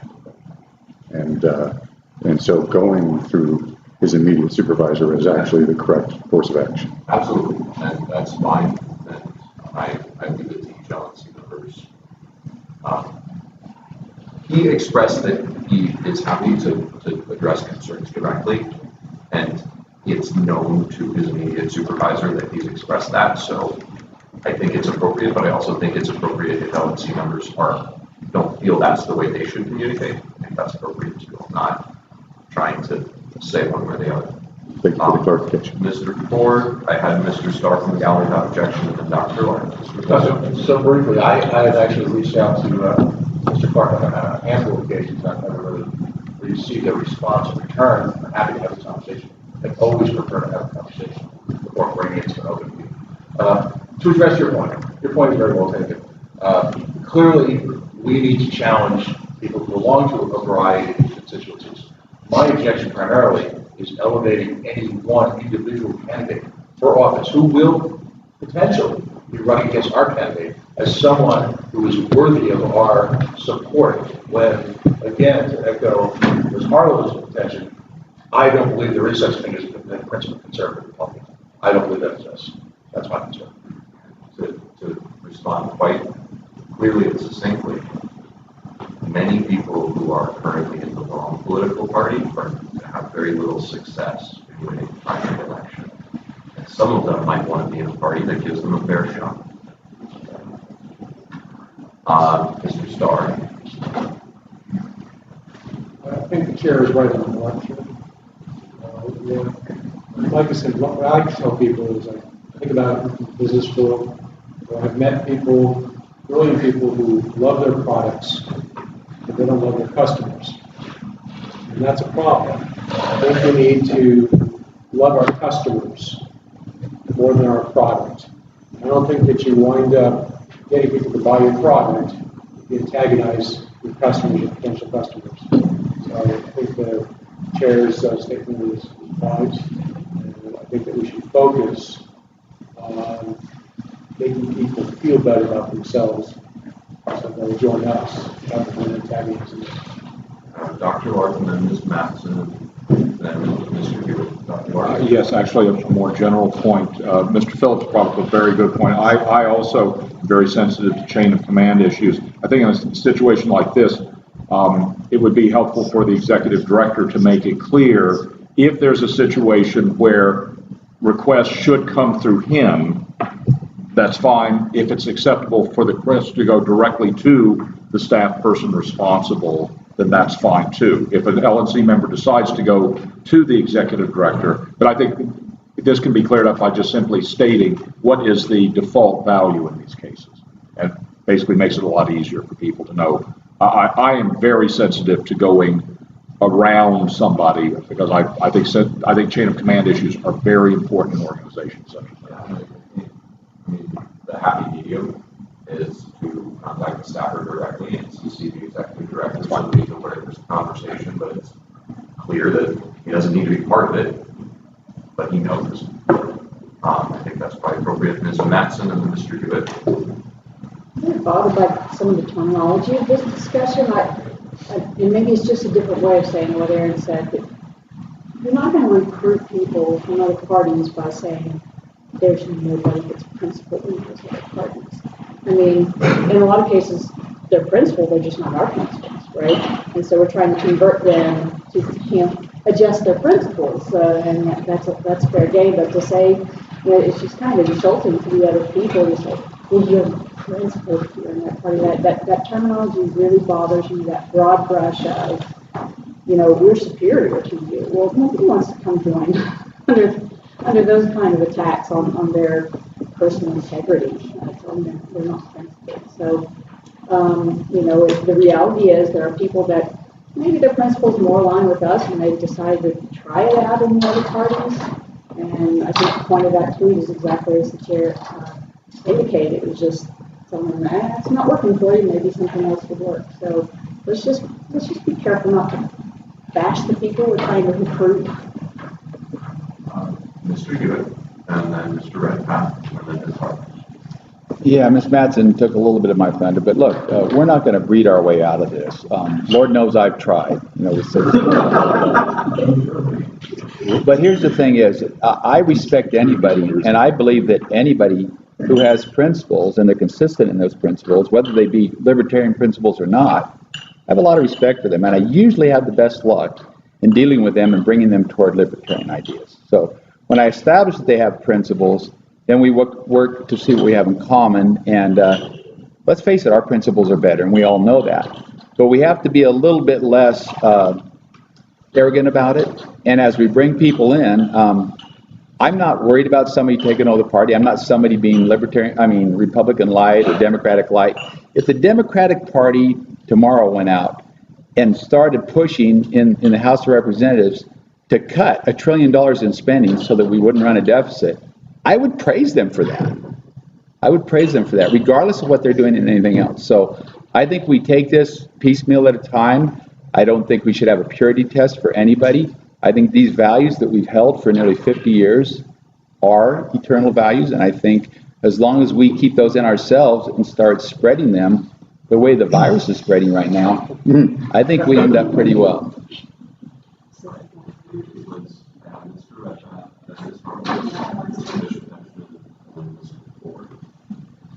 Yeah, I think Mao had principles.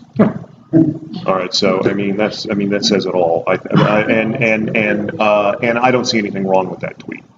I'm done. Ms. Hardos, Mr. Bishop, Mr. Ford. I'm going to have to say that I must have failed miserably in what I was trying to say, because I thought I did, but I want to make it clear. You always acknowledge that people are principled. I want to make it clear that I agree with Ms. Mattson. You can't tell people they're pieces of crap and then expect them to come to your party. My concern was it was a more abstract. Say that louder for everyone in the back. It was a more abstract idea of a principled conservative party. I believe absolutely there are principled people in the Republican and Democratic parties. You don't ever attack people. I absolutely agree with Ms. Mattson on that. Mr. Bishop, Mr. Ford, and there's no other question on this, or no other discussion on this. We'll get back to moving through the report. Mr. Bishop. If we're doing this right, we are not the target audience for our social media and our marketing. So we should make sure we look at it from that perspective. I live in a city that's 92% Democratic. Speak up, please. I live in a city that's 92% Democratic, and there are a lot of Democrats who are not happy with the direction that their party seems to be going.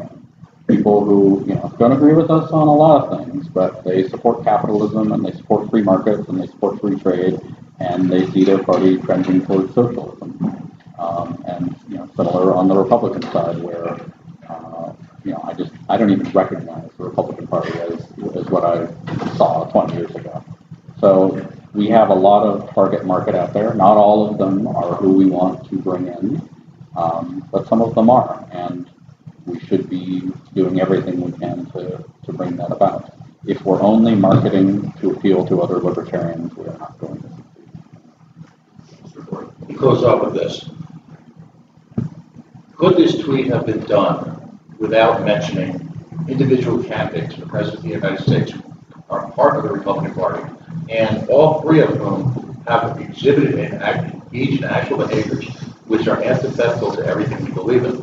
So clearly there are plenty of wonderful people who are Democrats and Republicans. The first law of politics is never mention your opposition. And in this case, we are celebrating three individuals whose track record is somewhat muddled. So my point is, going forward, let's clearly go after people who have the potential to join us, who have shared at least some of our beliefs.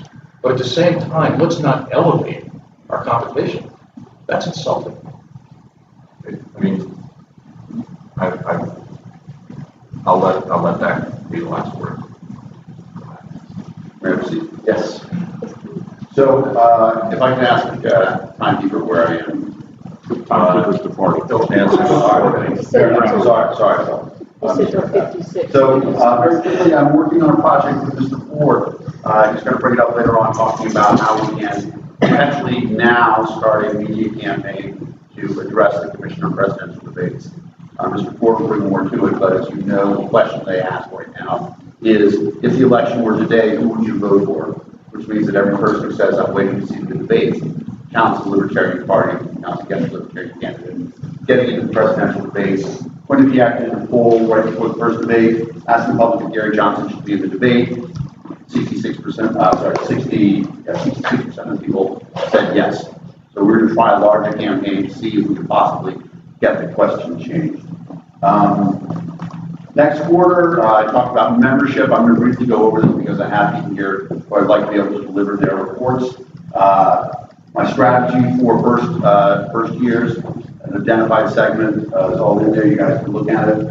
We certainly would appreciate feedback from people along the way. The referral program is working, but we want to make our message even broader. The referral program not only gives us the opportunity, those people who aren't aware of the referral program, if you have a Liberty content delivery system, podcast, newspaper, video, whatever, you can get a link from us. Anybody who signs up for membership or makes a donation, we will give you a percentage for new members that you bring to the party that way. What's the percentage? So we give 20% on a membership. So if somebody comes in at a basic level, $25 membership, we will pay them a $5 premium. If a lifetime member, which you sign up at $1,500, we would pay $300 as a commission on that. Keep $1,200 for ourselves. And although that is an exorbitant price, I'm very happy to take as many $1,200 donations as I can get from a referral. E-Canvasser, Mr. Smith. Is there a number of I don't know exactly. It's a good number. It's on the margin. It is less than what we normally bring in. So we normally bring in about 600, 700 new people a month. The referral program, I believe, is bringing in about 150 people a month, so 25% bump on that. We also hemorrhage, and I recall my report from last time, we hemorrhage about 500 members a month. And so stopping losing people is a more significant, it would be the easiest way to gain people, talk about the first year members and stuff like that. I can get you more specific numbers about the success of the referral program. To that end, Robert, did you have anything specific you want to say, or I just want to go over a couple of the charts that are in here. Mr. Fishman? Yes. No, finish your, thank you, Mr. Phelps. Finish your comments, Mr. I want to ask a question about something for staff after you've had the chance to go, but I want to get in the queue. Sure. I would have mine eyes up here so I can see the queue arise. No, there's no just. He is the queue. I am the queue. Dr. Clark, please. I wanted to form the queue. You know at the head of it. Yes, sir. But he wants you to finish. Are you finished with what you wanted to say? I am finished on that one, yes. On March 10th of last year, I brought up the point that, of course, the census project will be taking place, and in the past, the Libertarian Party has actually used the census project as an opportunity to reach out to people. My distinguished colleague, Mr. Redpath, made the very important point that we have to be careful how we do that, because there are ways in which we go out to apprise people of potential problems about the census that we can be made to look silly. But I think it's still something that we should do. We've done it in the past.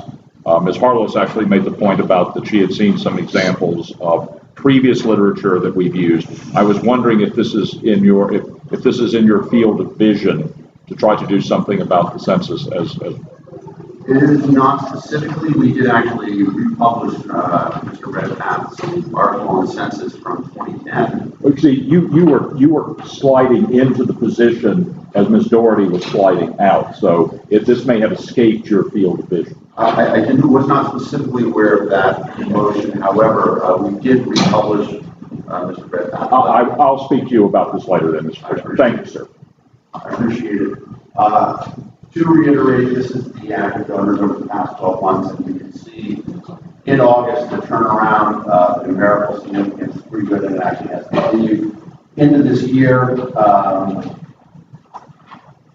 Going forward, we encourage you to go more into Robert's report. I'm going to interrupt Mr. Cisco, and if you would like to say a few words around your report, you're welcome to come up here. For those of you who haven't met Mr. Cisco in person, our Cisco is our new director of development. Hi guys, thank you for having me here today. I'm a little overwhelmed with how many people are meeting, so if I ask for your name a few times, please just forgive me. I'm really getting to know a lot of you. Some of you I've been able to work with directly, Whitney, Steve, Ms. Carlos, Aaron, Mr. Bishop Henchman. So I'm very grateful to get to know you and work with you. If you have any questions for me, I want to make sure you all take my phone number down. I am very accessible to all of you, and I look forward to working with you. So there's some confusion that I have in digesting a lot of these numbers that I'm inheriting from Razor's Edge. When I pulled these numbers on January 28th, you see we have 5,300 new donors that have come on, or I'm sorry, individual donors since 11/1 when I started.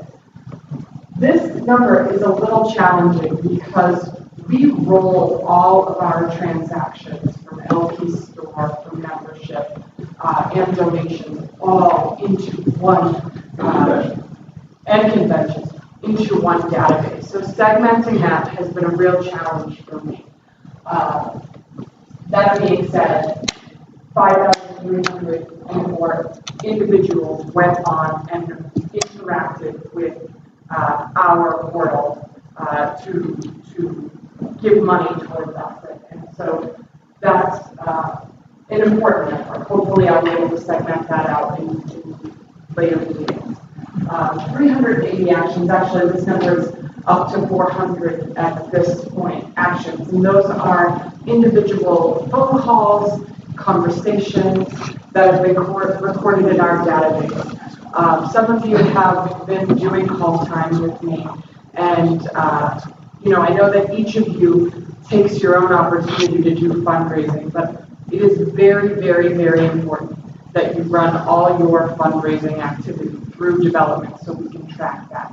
For instance, if you're having conversations with individuals that you know are relevant to the party, and you may share them with Dan in off-hand encounter, or you may call him or Robert or someone else. That doesn't necessarily get documented in Razor's Edge, and those encounters are extremely important to the fundraising. I need to understand who our donorship is, who these individuals are.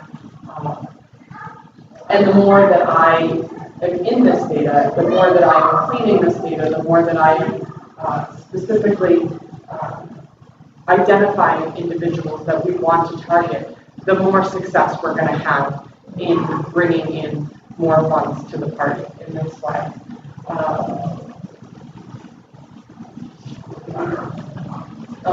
Mouse.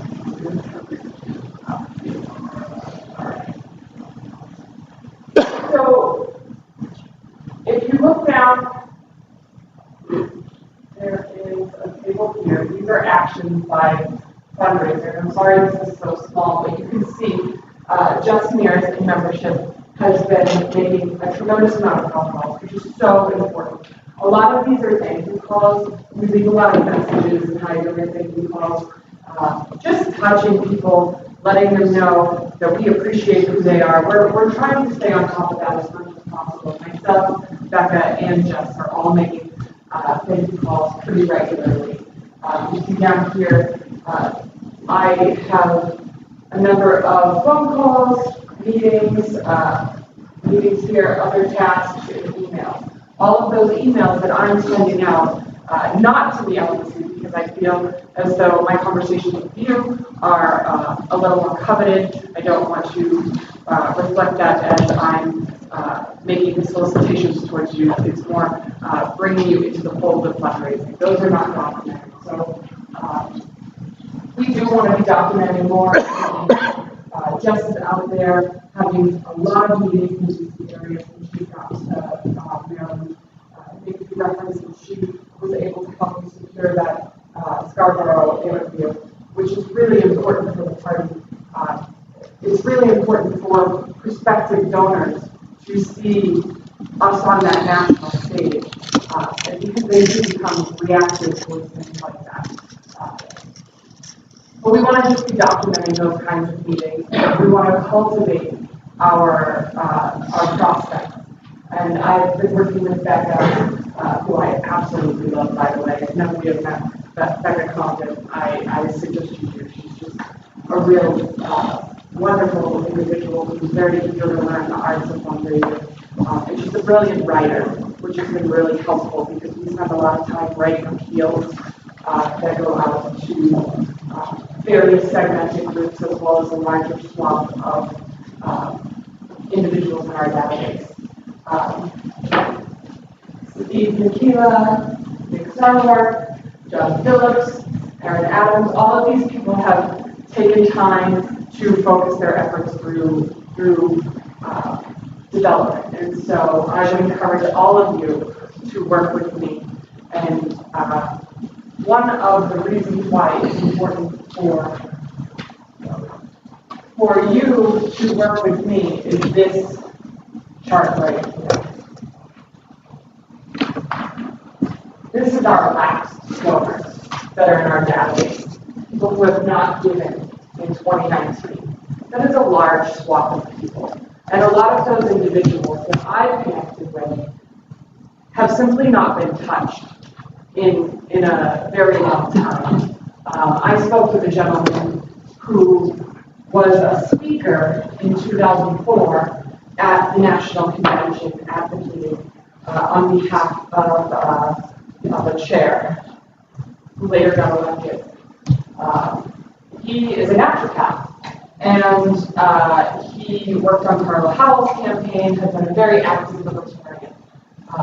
Went to the state convention in 2004 and realized that he had bought a table to talk about his naturopath, about how he ties that into his libertarianism. Not a single person talked to him all day. And he decided that day that he was going to step away, that this was not his tribe, that it was not a welcoming tribe for him, and he was going to step away.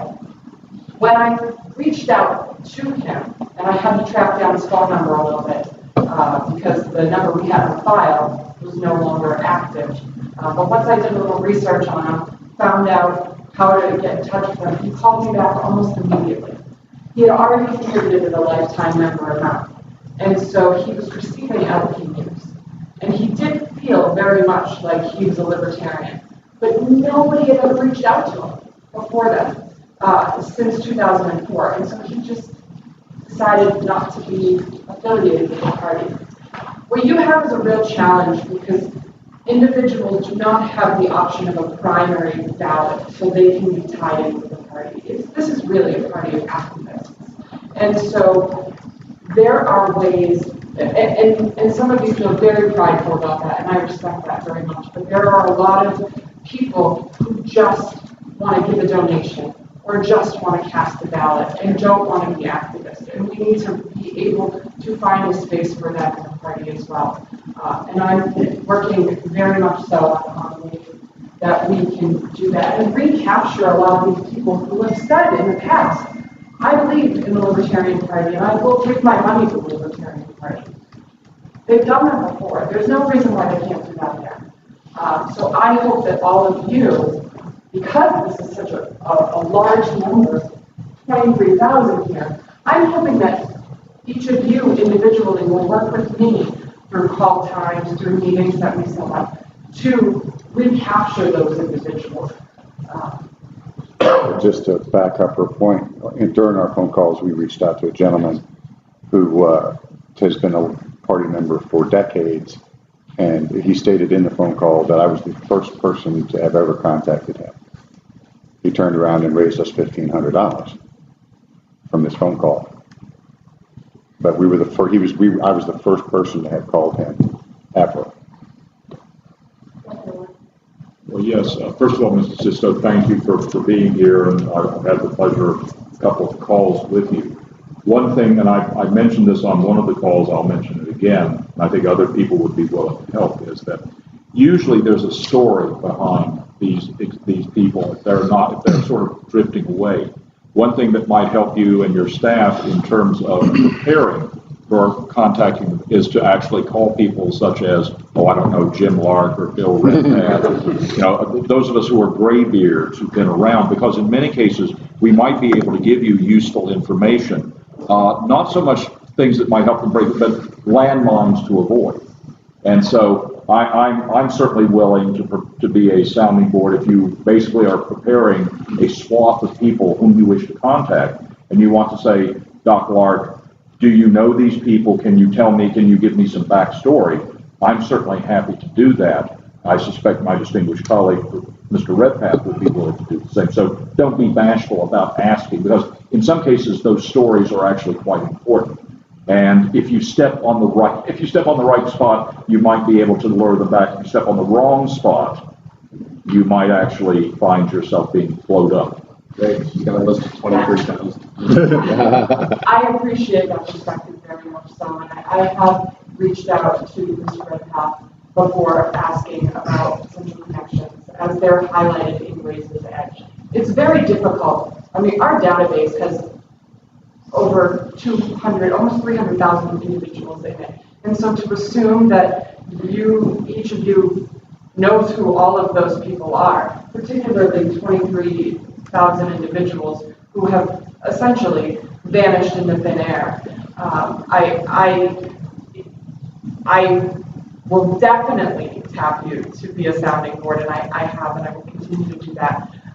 But I also need, one person cannot make all these phone calls. Two people cannot make all these phone calls. And as regional reps, I'm hoping that you'll join me in making those phone calls to your region to recapture these individuals. Because once we get those individuals covered, once we're able to touch those 23,000 people, then we can start from square one. But we're starting way back, away from square one right now. Mr. Longstreth and then Mr. Smith. So I just want to say I'm very appreciative of what you guys have said on the analysis is phenomenal. I really, really like seeing that. I apologize that we touched base and things got fell short there, so I will remain to you and to all my leaders here. I would like to step as I'm called to you and see what we can do to develop my own fundraising strengths, knowing that I do have some business in that area that inspired me. I think you have the skills necessary to help somebody like me.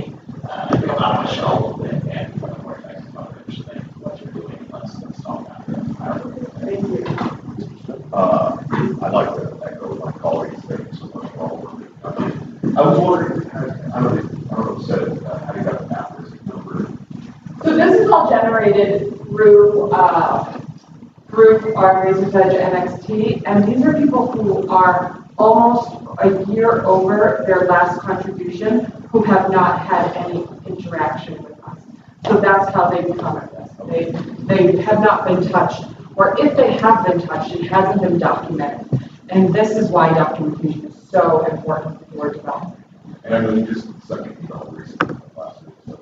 I'm trying to reach out. I'm so sorry if I have not reached you. When I put a huge emphasis on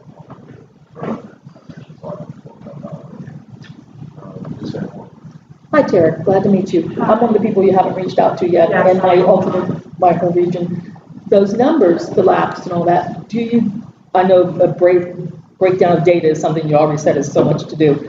Is it broken down, or can it be broken down by region, so we would have numbers and names for people in our region on that lapsed?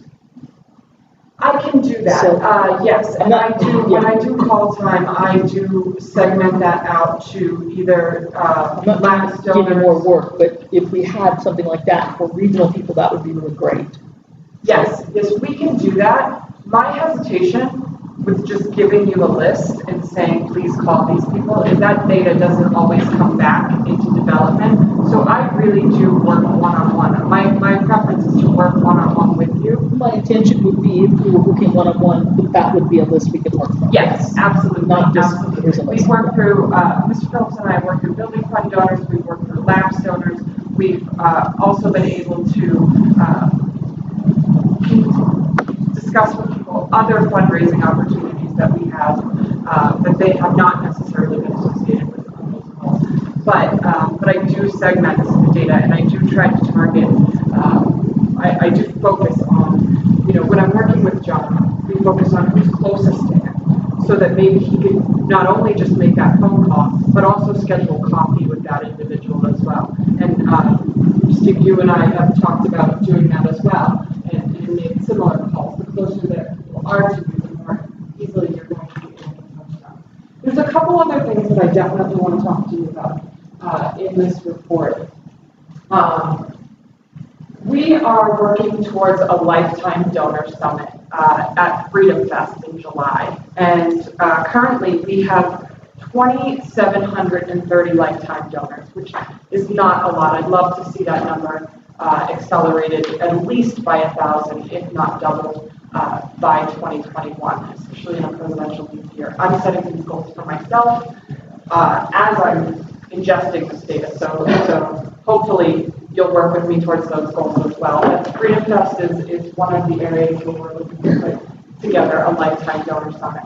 But we will break down funds for people and let people know how we're spending their donations. I think it's very important that you tell your donors what their money is going to, because that's why they're going to come back and write another check. That's an incentive for them to come back and write another check. Another initiative I'm working towards is convention gala tables. We are looking at changing the structure of that a little bit and trying to bring in some more organizations. I know I've been on the call with Whitney and Daniel. I see you back there. I have not met you yet, but we've talked quite a bit about this. There's a lot of libertarian organizations out there that exist. And there's a lot of caucuses. And as a newcomer, I am aware that there are a million landmines that I could step on, and I do not want to die. So I hope that you'll bear with me as I navigate through these nuances, I'll call them. But as we run into a presidential year, it's going to be even more important to be inclusive in how we are pulling together, because all of those votes are going to be important to the 2020 presidential election. And the more we make people feel like they're on board with us, even if they differ with us slightly, the more power we're going to have as a larger swath to be an influencer. So I'm looking at about 15 organizations, and I've shared that list with a couple of individuals, including everyone on the conference, on the convention committee, and they let me know their concerns, and I take them very, very seriously. So that is one way we're trying to expand donorship. A new initiative that I would... Can I pause you for 1 second? Mr. Redpath informed me the time has expired. Move to extend 10 minutes. Well, hold up a little bit.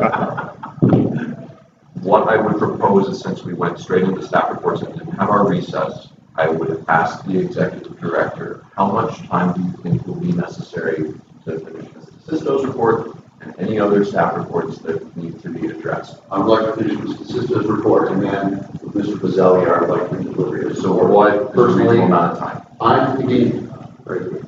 So 15 minutes, 20 minutes? 15 minutes is perfect. 15 minutes. So I would suggest that we take the recess and then do the rest of the 15 minutes, or take a recess after Mr. Sisto's report. Yeah, I'll make a motion. allow them to take their time. We're running ahead of schedule. I have never witnessed such an illibertarian thing in my life. In that case, hold your beer, sir. If you're all okay with it, we will not get into recess. We will finish until the staff reports are done. There's no objection to extending for 15 minutes from this point. Sorry if I interrupt. No. I appreciate that. This is being we have a lot of attention. I am working to get an appeal out every single week via email. So with that being said, this is really important for all of you. You receive those appeals. You receive those emails that talk about the building match or the ballot access fundraising that we're doing. We're putting a lot of time and energy. Myself, Becca, Gideon, we are working really hard to get these appeals out. My goal is Tuesday or Wednesday. Tuesdays typically deliver the most return on email appeals. So that is my goal, to get them out. If you receive one of these emails, you can emphasize that these appeals by sending them to individual people in your own network with a private note, just forwarding on the appeal. So all of the information is already structured in there for them to just click and make their donation. But an added email from Mr. Bishop Henchman saying, I don't know if you saw this in your email box today, but we are really working hard to make sure that Maryland is financed. Maryland ballot access is financed. And this is really important to me. I'm hoping that you'll consider it. Something so small as that amplifies our fundraising effort to a much higher degree. If each of you is doing that for 5 people for each appeal, the revenue that we can generate from that, I'm very, very interested in seeing the data on that. I can only say from past experiences that amplification of appeals is only helpful, and it cannot hurt. Another project that Dr. Lark and I have spoken at length about is something called the Pipeline Project. This, I believe, will bring in a lot of opportunity for fundraising. We currently don't have a pipeline program. We have a college access fund that we have on the books right now. But there is a real challenge in capturing these younger individuals at the high school and college age level. And after discussing with Dr. Lark quite a bit, what I discovered is that the challenge is that we're not doing it, not that we're not doing it correctly, but that Students for Liberty is doing it better than we are. A lot of these student organizations do not have the academic faculty support that they need to run these organizations. Each of these organizations needs an academic who is responsible for them, who they can go to, who will sign off when they need to spend money. So what I would love to propose is a potential part-time individual that focuses on college-age individuals, and their first order of business would be, within their first year, to organize an event that I would like to call, and this is up for grabs, the Association of Libertarian Educators, which from my research does not at the moment exist. There are a lot of smaller projects. I love this idea. Okay. I do not know the best way to run a pipeline program. I am not a pipeline coordinator. However, these educators that are on the ground dealing with students day to day are going to be able to craft the best pipeline programs that we could come up with. And they're going to be able to see the holes in front of it before I, myself, who has had very little interaction with college students or high school students, would be able to see.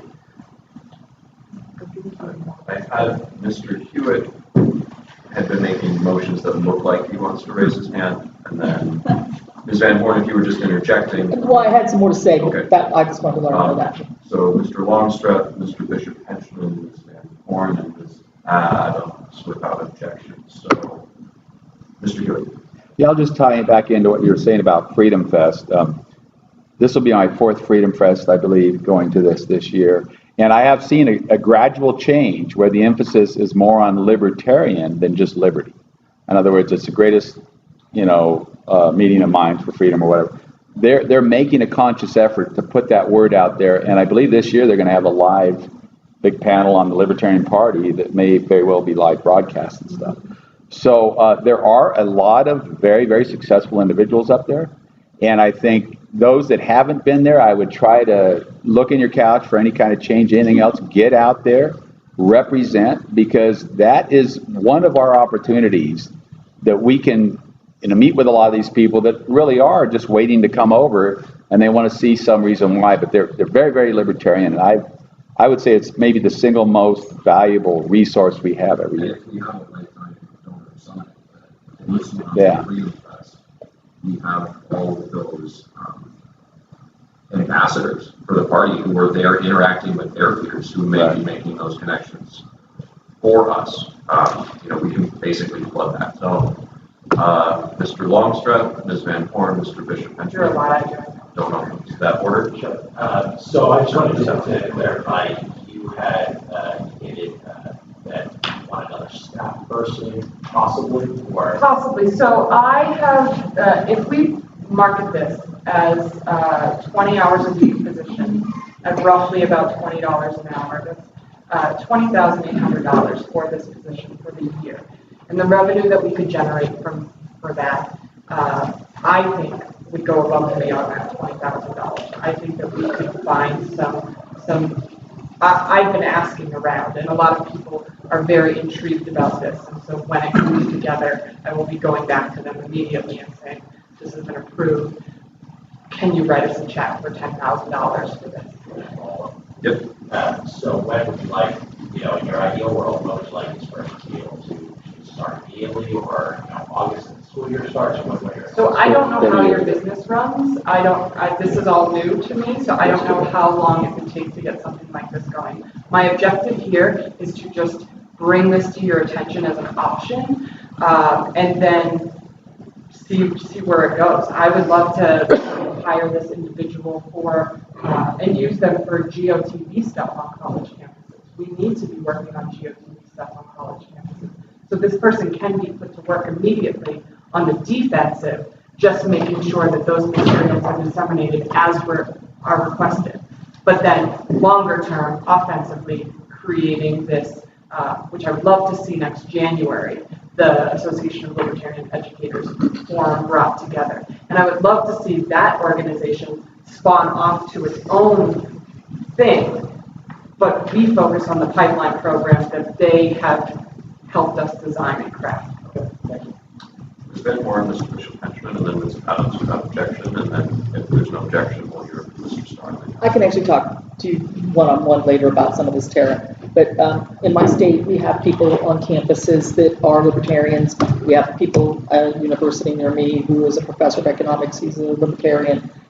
Where my son went to school, we had a person on staff there who sponsored the students for the libertarian group there. So all those things never really got off the ground. There was never like a big network like what you just mentioned. That would just be incredible. So my understanding is that there's a lot of insecurity about being a libertarian on campus, that it has not been the most comfortable situation to be the lone libertarian on campus. And so building a coalition like this, building essentially a caucus that brings together these individuals so that they can share those experiences and work through those challenges together, offer each other ideas and solutions on how you get across libertarian messages without proselytizing to your students. It's a huge recruiting ground too.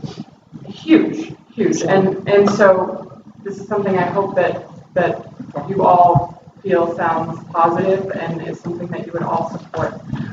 I have one other thing that I want to tell you about, and that is the Legacy program. We have a new Legacy plaque that we are disseminating to kin of those who leave requests to us. It is a beautiful flame, beautiful libertarian flame. I do have a picture of it if I can get my computer.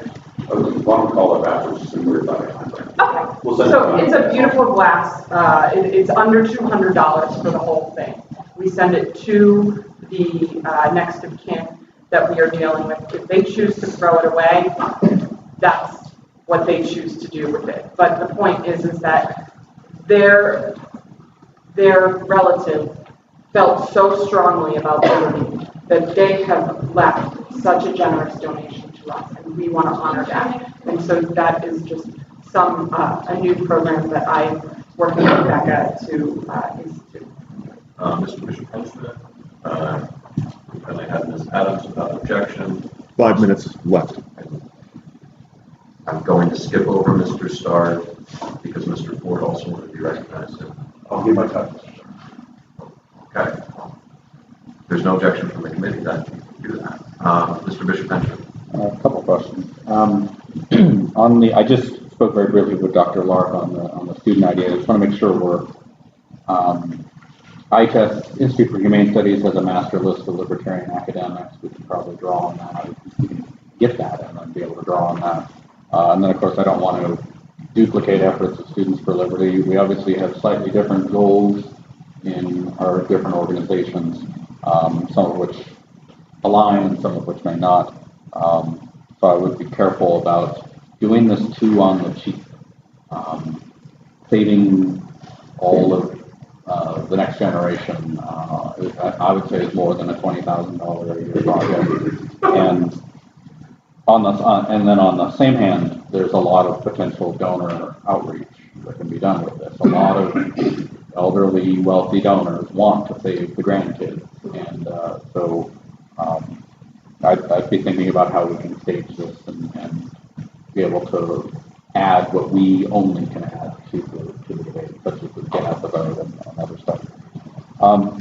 I've never met a development department person who thinks their organization is perfect at logging all interactions into the database. And this is going to be confusing because I'm going to say CRM, but I don't mean the CRM we were talking about earlier. I mean our development CRM, and I think Mr. Fishman said, Razor's Edge, not the greatest in the world. Do you have an opinion on kind of how we should go and how has been your experience in drawing from it? And then related to that, and then I'll shut up. In your report, we've got since, I guess, November 1 to January 28, 5,304 individual donor interactions with us, contributions in some way, and 400 thank yous and other actions. How do we close that? What's your plan for closing that gap? So a lot of those are $25 membership. So they do get immediate correspondence thanking them for their donation. We don't really dig too far into the $25. There's just so many of them that come in on a regular basis. Good problem. It's a good, yeah. So we really target those between $150 to anything beyond that for personal interaction. And there are other ways we can do that through notes, personal thank you notes. And I owe you, I promised you on whatever Christmas Day or whatever we talked, and I still owe you that.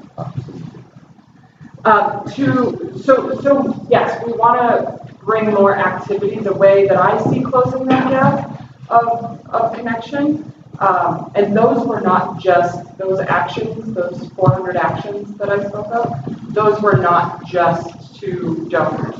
Those were also reaching out to lapsed donors and things of that nature. So I don't really see that as a gap between each other. I see the lapsed donors as a gap that we need to conquer, and I'm hoping again that you all will do that. To your point about Razor's Edge, I am in Razor's Edge. I meet with Robert weekly on how to understand Razor's Edge better and how we can utilize this tool to the best of our ability. It's what I have to work with, so I'm going to maximize what we can get out of it.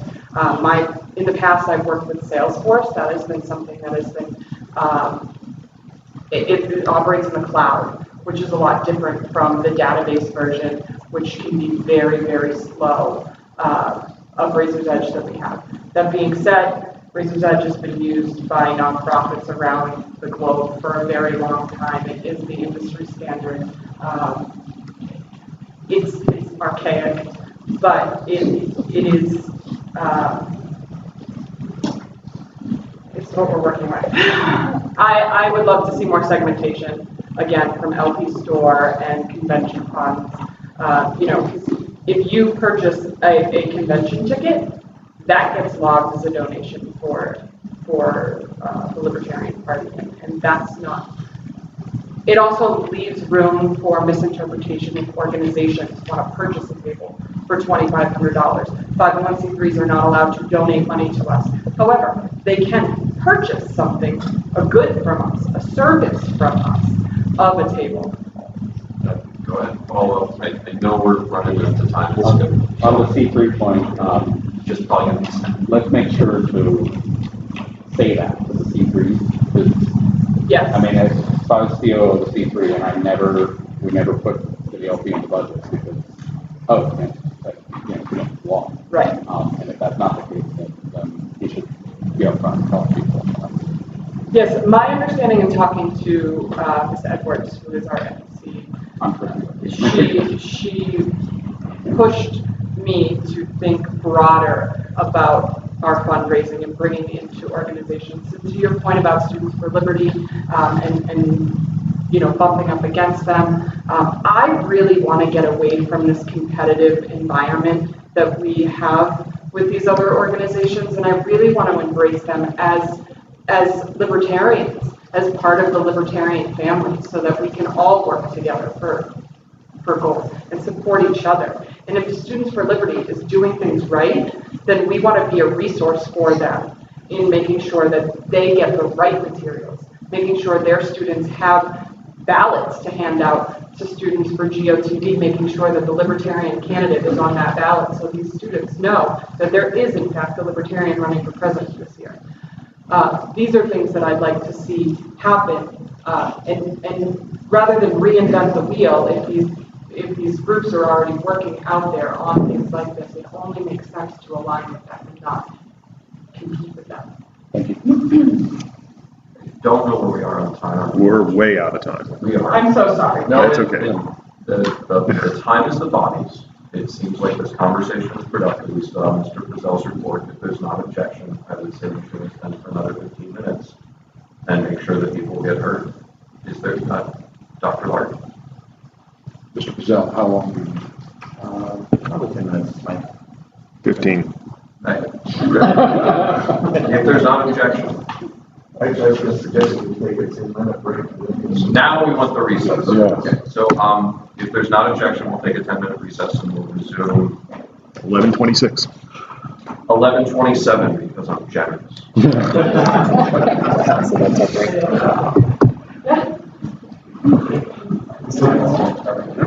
Because I promised to answer his questions.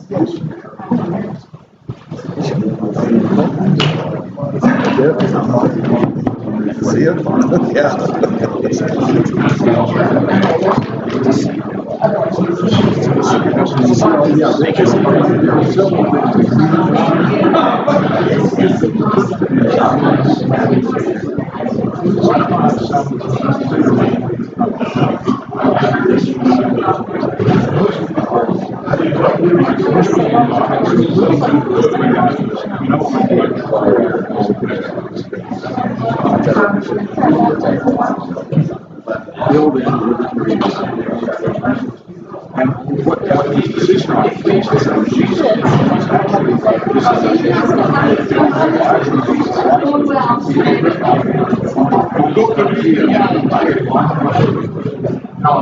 We actually have relatively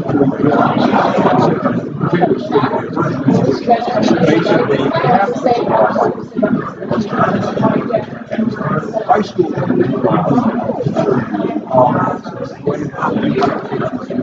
One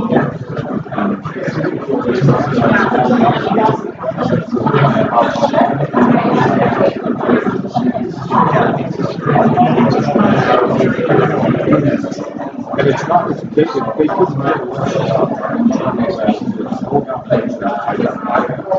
good reason to believe they wouldn't take it.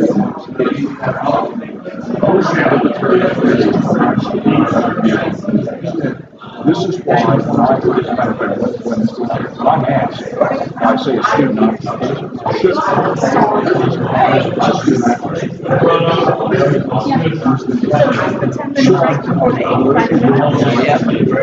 Does it look like one simulated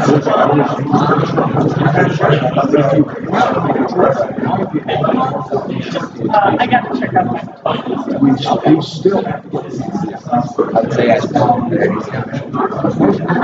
most students, if they want to go it tends to be either they want to be educational and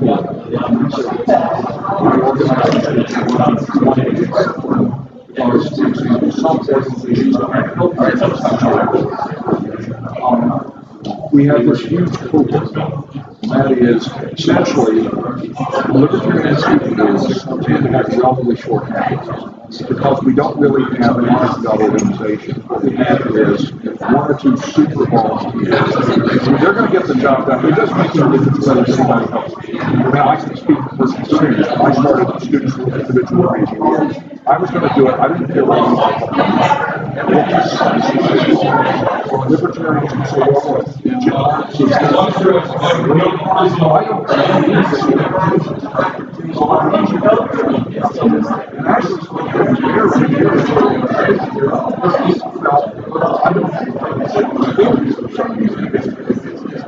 and so what happens is when that super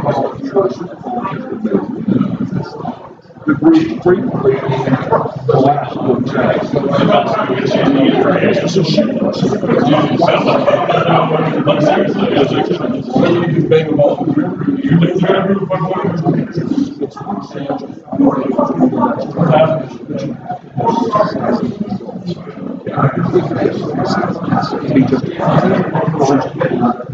make sure the organization make sure that the community and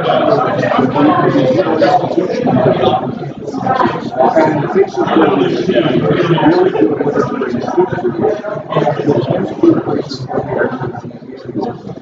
I see yes, we've got a really good community organization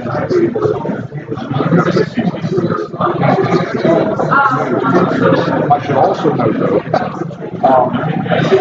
students are individually skilled as large they have essentially no interest in participating in any sort of community. They see the world in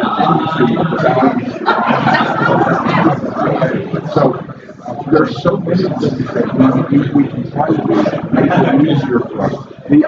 I would like to see somebody who has responsibility just for the fact that on a regular basis.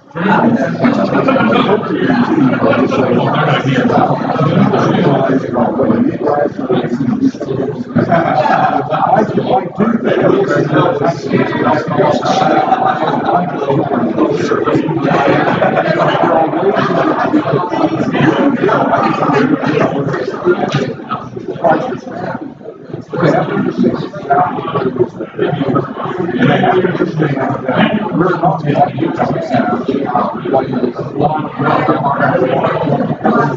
we just don't have the people that will be willing to do this. This is one reason why a dedicated staff member who gets that back to help the state party with their I think there's thinking on yeah, oh, absolutely. I mean, if nothing else, there are ways we can help to make sure that those libertarians who are on politics are realized that our activities, they are they're not get involved in very long activities until they get out there and start acting. Most campus libertarians, I think, they're interested in now, it's important for us to have the ability to make those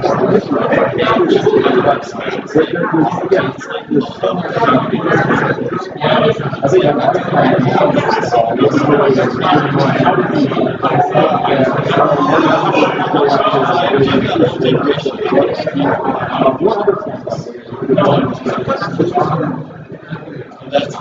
Whatever the arrangements are, as far as I'm concerned, they've been very good. I'm on the board with Boston, and I go back basically to the party.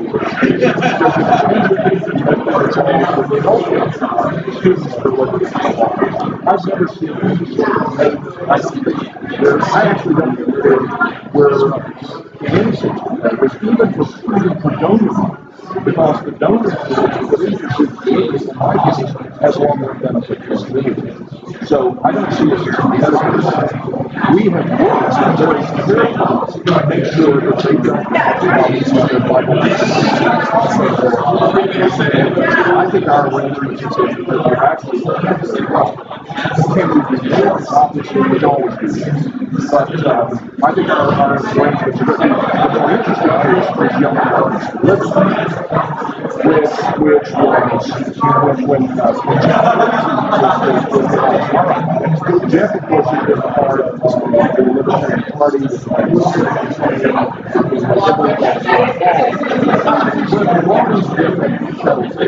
different probably Chris White with the head of student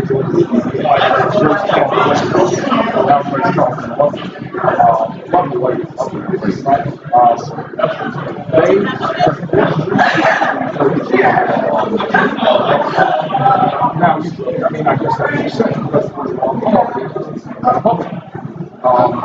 I think we're looking I used to be a regular and at the Reno Center, my lectures and as a basically 2017, I mean, I go all the way. He said very clearly, he said access to what they started doing because they started giving the speaking spots to the organization that they would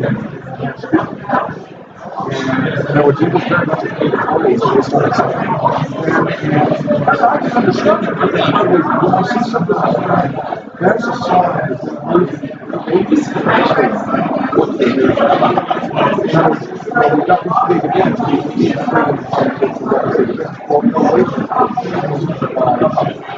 knowledge and resources.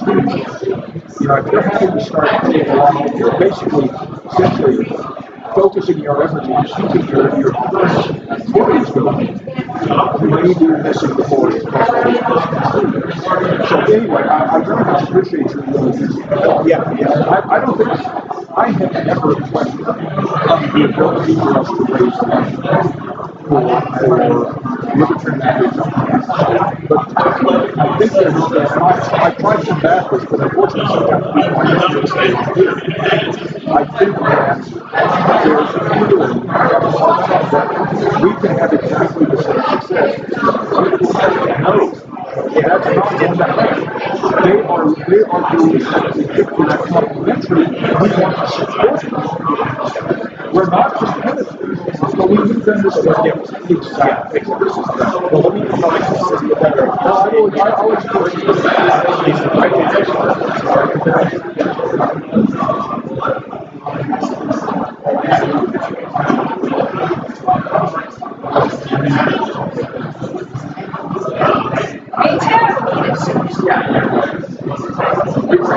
Next time.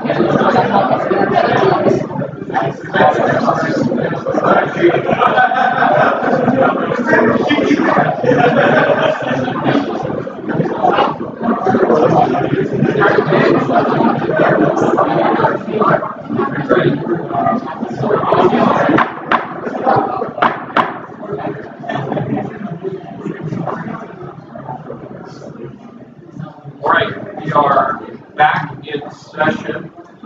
We are on staff reports. We were extended without objection for 15 minutes after coming back from this recess, so that'll take us to about 4 till, a little prior to. I still had, I believe, Mr. Ford had suggested that you'd like to hear from Mr. Starr. If there's no objection, Mr. Starr, go ahead. But Ms. Adams was first, but she smoked. She smoked. Okay, as well. Tara went that way. Yes, she's still got questions. I'm still up? You're still up. Oh, wow, okay. I just wanted to finish with all the questions that people had for you while I'm here, President.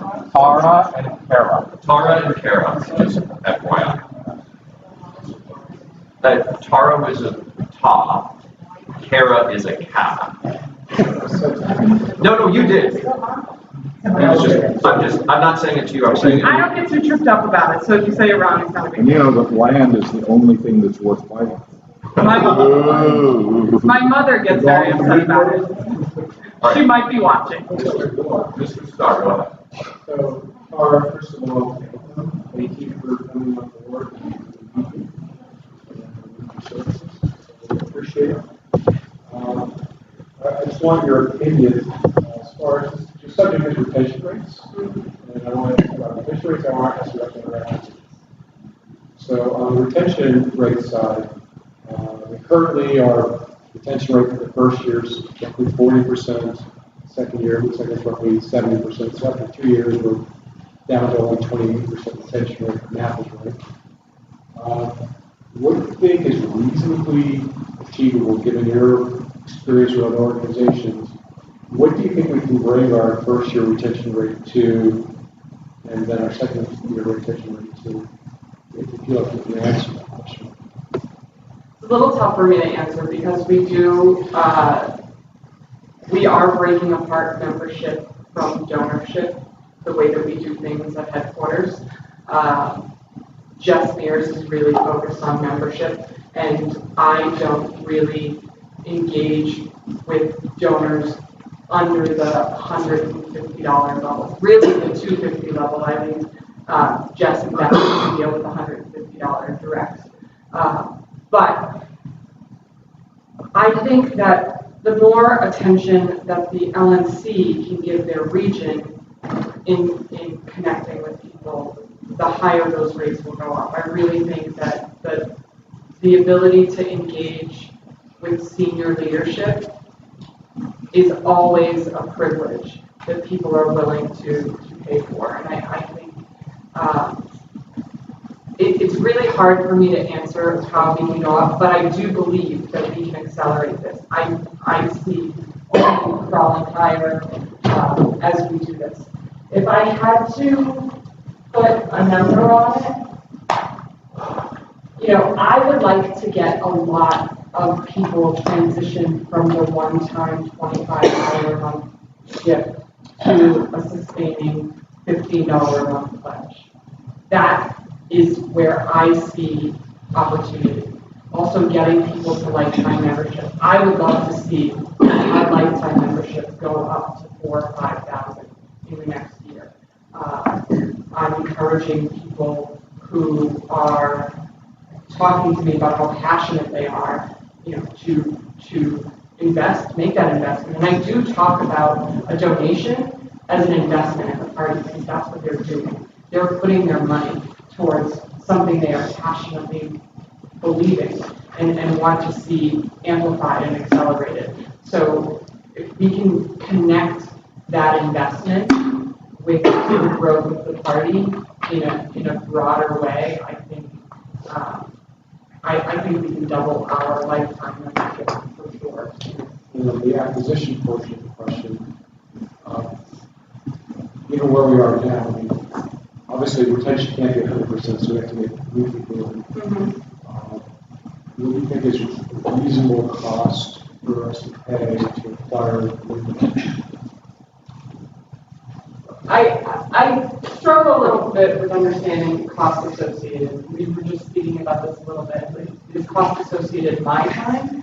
Is cost associated advertising that we're doing? Also, I'm looking at, for example, I don't know if your approach for acquiring new donors is right now or some other avenue. So we're prospecting. We just spent about close to $10,000 getting direct mail out to Second Amendment supporters that were not associated with the party. So there are costs associated. We're starting to see that generate some revenue coming in. Again, this is my first appeal nationally, So the numbers that I'm looking at are, I really want to chew on them for a while before I tell you what the secret sauce is. So I guess then I would ask this, maybe in some future meeting, when you feel comfortable, we get good data to work with, want to know what you think prospects are for what donor acquisition costs are to get new donors. And if you're in a position where you can study the data and segment it, I'd like to know what you think we really could achieve as far as retention rates go. I personally, I think that, yeah, for the next report, for the next meeting, we should have data from at least this prospecting field, along with probably maybe one more, and we'll be able to start setting the baseline to give a meaningful answer to your question, because we haven't done an internal analysis of cost of acquisition in a long time. And a lot of the back of the envelopes that people had about open rates and conversion rates, just, we don't know if they still hold for us. I had done it a long time ago, back in those but when I was reading up on the subject of not-for-profits and donations, way back in the day, and I don't know if this ever should be anymore, maybe obsolete, but there was a time where people were typically looking at a 50% retention rate for the first year, roughly 55 for nonprofits as a whole out there, roughly 85% rate retention rate for each year thereafter. If there was any way, if that's still the current norm today, if there was a way to achieve that, it would have a real dramatic impact on our results over time. So I don't know what's achievable today. Not norm. I'm very curious to learn. Excellent. Not norm. Excellent. Good deed. I would also encourage you guys to all think about the fact that the largest political party out there is unenrolled voters. And capturing those people is a real opportunity for us. If there's a ballot access appeal that just came out, and you, as an LNC member, send that to 5 people who aren't libertarian, but feel like, why the heck aren't libertarians on the ballot in all 50 states? That's a gut check to democracy right there. And, they're not libertarians per se, but their money's good, and they're not anti-libertarian either. They want more options. I had a guy write me a $5,000 check in Connecticut 2 weeks ago, not because he had some huge passion for liberty, but because he is sick of seeing it come down to 2 inefficient candidates, and he just wanted more options. His money's just as good as somebody who is passionately an activist for the Libertarian Party, and we can do good work with that. So think about outside your box as well as you're getting these appeals. It's really important that fundraising not just rest on the shoulders of one individual and really be a part of the culture of any nonprofit organization.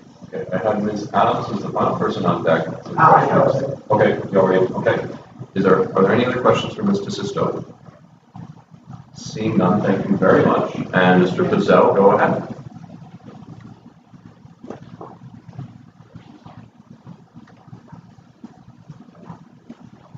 Thank you very much. I was not sure if I was going to be presenting or not, so I just took a few notes, and I will go ahead and give my update.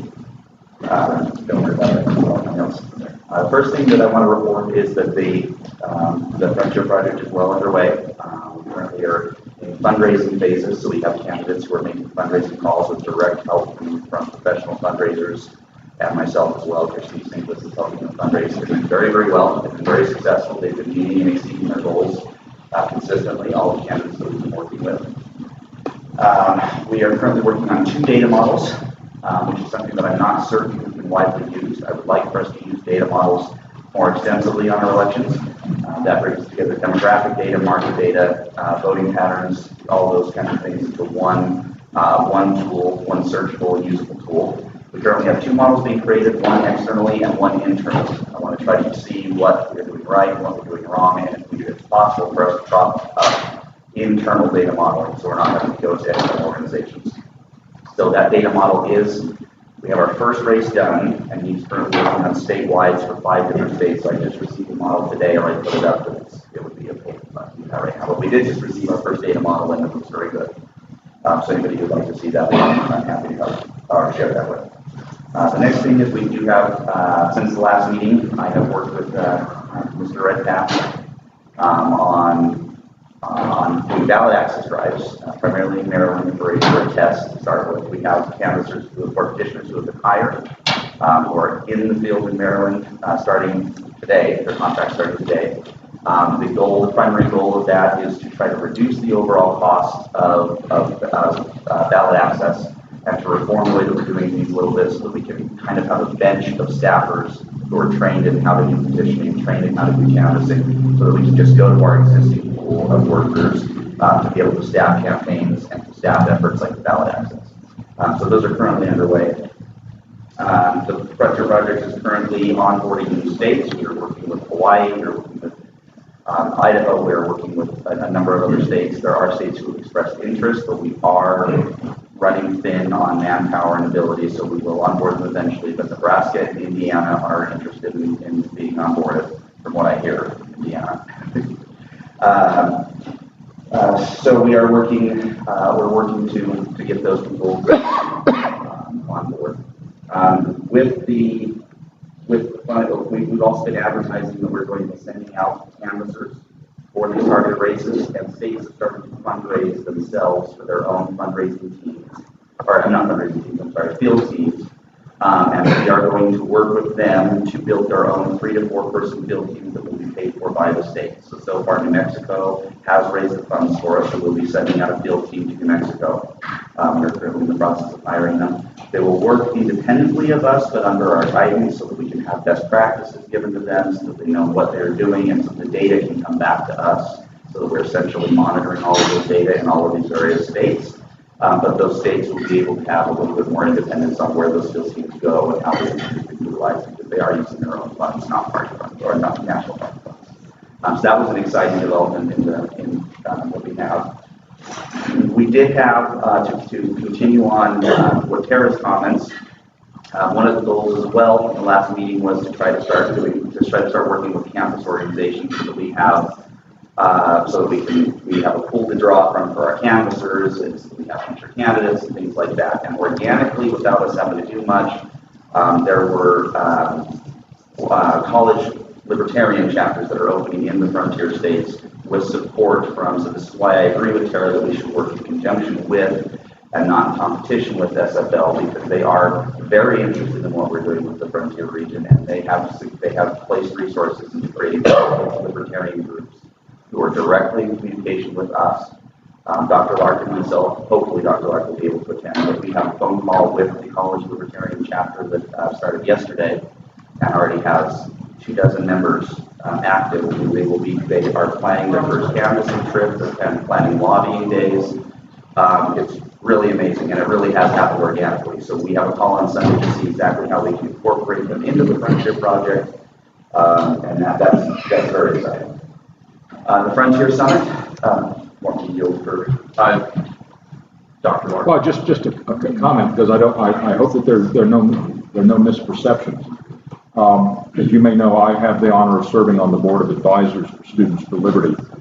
Students for Liberty, I don't think either we or they have ever viewed ourselves as competitors. I have always felt their work is highly complementary to us. By the way, I'd like to mention my distinguished colleague, Mr. Bishop Henchman, has also been sort of a grand old man with Students for Liberty. When Students for Liberty were just getting off the ground, he was very helpful in his work with the Tax Foundation to help out SFL. There has never been any, as far as I can tell, any competition. And in fact, we have bent over backwards to make sure that when we did work with them, we did not put their 501c3 status in danger. And I think we have a very good relationship. The more interesting one is Young Americans for Liberty, but that's a subject for a different time. Students for Liberty is very helpful. They're very excited, and they are putting resources into this. They have seen what we've done with the Frontier Project. They are impressed with it, and they are putting resources into it. So I'm very excited about that. It was a fantastic development. The Frontier Summit, we are hosting another Frontier Summit. Against my wishes, but we are doing another Frontier Summit because the state's wanted it. It will be in Cheyenne on April 4th and 5th. We are incorporating some new pieces to it that I think will be pretty interesting. We are bringing tribal leaders from all of the frontier states into, they will be hosting a dinner the last evening where we will have tribal leaders as well as elected members of those tribes who will be speaking on tribal issues and how they relate to the Libertarian Party, which there are many areas where we really have those. So I'm very excited about that. Primarily, Sid Dow, who is the chair of Montana and also a very active member of the Libertarian Frontier Project, is currently working with organizations who are bringing awareness to the missing Indigenous women situation across the Upper Mountain, Western Canada, and it's getting a lot of traction and a lot of attention. The Frontier Project is also with the states. The states who are participating wanted this, so we are doing this. We will also be helping with legislation in a couple of states, legalization of medicinal marijuana. In states that don't have medicinal, of course, we'll eventually work for legalization of recreational as well, adult use, but right now that's what we're working on. And we are also working on studies for importing of drugs from prescription drugs from Canada to reduce those costs. So those are the two pieces of legislation that we are working with. Christine is primarily working with. So for those of you who don't know, Christine Stinkvist has also been hired on to the Frontier Project. She's an activist based out of Utah. She was the premier activist that was behind the medical marijuana initiative that was successful in Utah. She has tremendous experience organizing at the grassroots level and fundraising for those organizations. So she's coming on as a fundraiser and lobbyist, basically, for the Frontier Project. So I'm very happy to have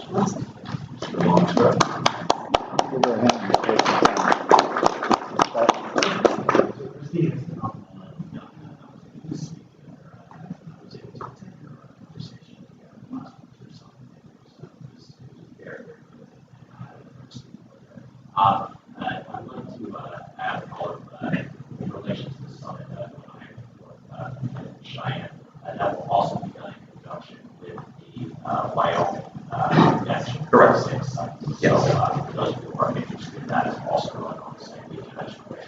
Absolutely. And for those of you who are interested in being more delegates, this was also an attempt for these smaller frontier states to try to bring value to their convention by having all of their delegates in one place. So there will be quite a few delegates from Utah, Montana, Wyoming, South Dakota, and North Dakota, so that we can have a disproportionately large delegate representation of the Frontier Summit, so that we can compete with some of those larger states. So that is another reason that we were doing that. Mr. Goldstein.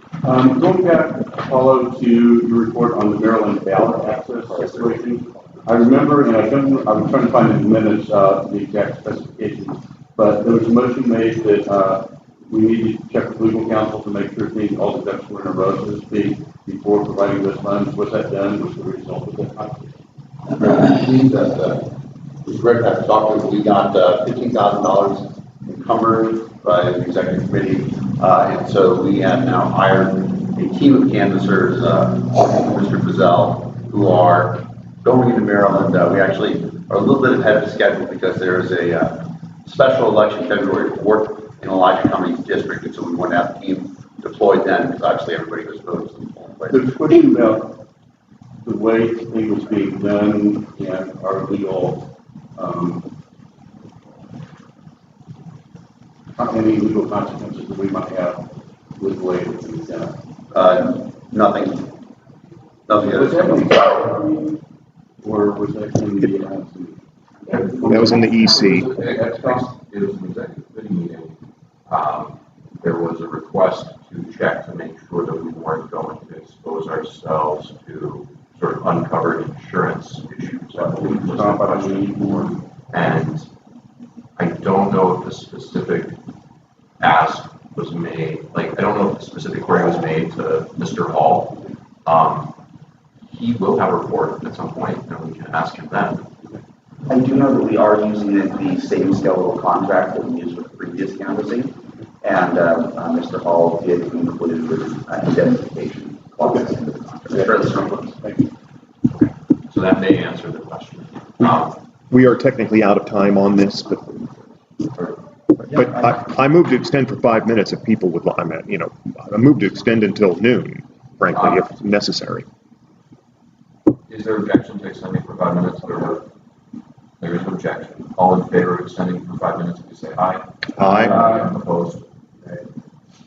5 minutes. I mean, I have two minor last issues for the report. I think the other person with ballot access, we'll see, depending on the results of this Maryland drive, we'll see how effective it is. I anticipate we have a good team. I do want to update, we are having a very hard time recruiting with YAL to the right of us and Bloomberg to the left. Recruiting people to actually do this field work has been something I've never encountered. It's been remarkable. And people are using we're competitive with other rates. It's not that we're not paying or giving the same benefits, but people are taking our job offers and leveraging them to get other jobs. Can you talk about what Bloomberg is offering?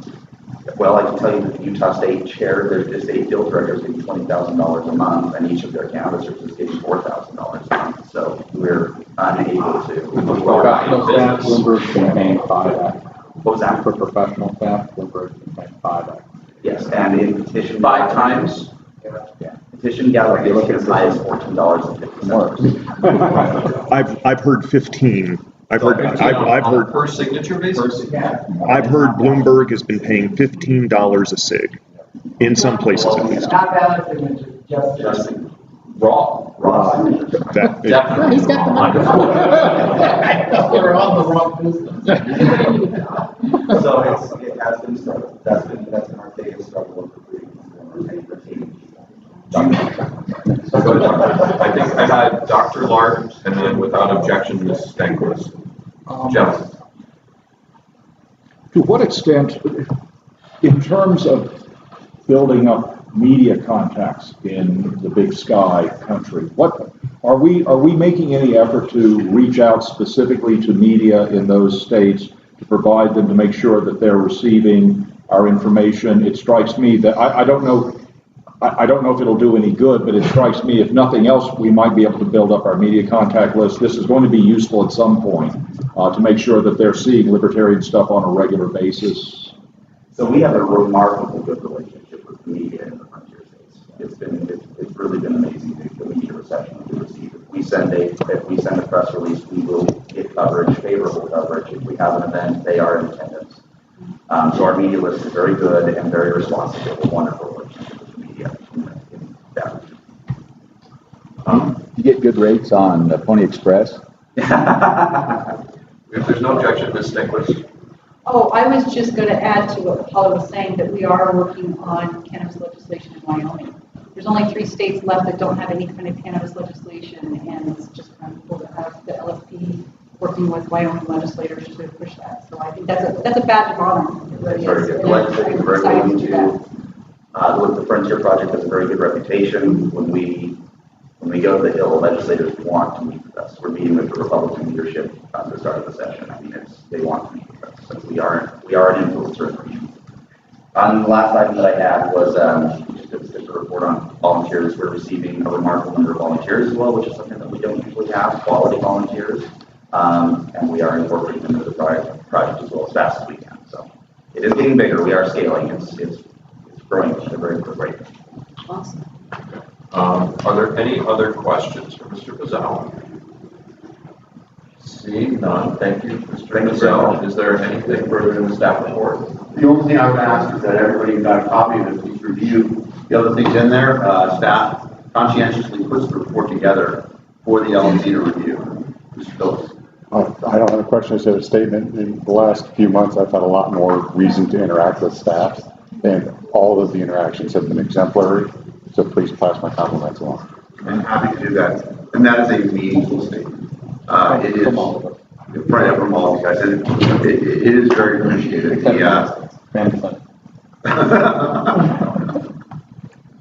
Sorry, it is meaningful, and especially when they have interactions with all of you. For the staff, it is a big deal, and so thank you for those things that you guys have done. Right. With that, we'll be done with staff reports. Thank you, Dan. Robert, what is the plan? Let me just double check back here. Okay, Ms. Farlos? I could have the indulgence, I didn't have to distribute the prizes for errors in the minutes, and Mr. Goldstein, Mr. Hagan, Dr. Lark, I I think that there's no objection to the hearing the agenda is tonight. Well, we need to know if this could be on camera or not. Go ahead, Ms. Harlow.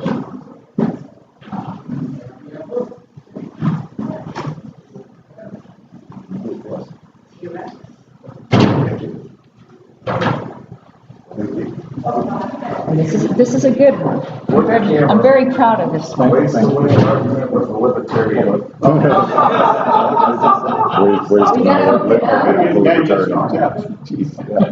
Don't start. I can read this one. Very thoughtful. Dr. Larkin. Do we know when our special counsel will be available? Because if lunch is not right, I would like to go ahead and hear special, because we have to go into executive session, it might be a convenient time to take a break. Lunch is 7 minutes away. We are also going to be hearing from Mr. Rupert during the lunch time, so I would like to leave special counsel after the lunch. That's fine. We are blocked an hour and 15 for lunch. Didn't we have those spots on at 1:30? Do we what? Didn't we have the spots on at 1:15? She was available at that point or forward, and so I will try, and we'll see what we might make that. We'll at least be within like 15 minutes. I'll let her know. Huh? Okay. I have a funny look on my face most of the time, Mr. Chairman. I thought maybe you were saying for you. Okay. Mr. Longstreet. Mr. Chair, I would like to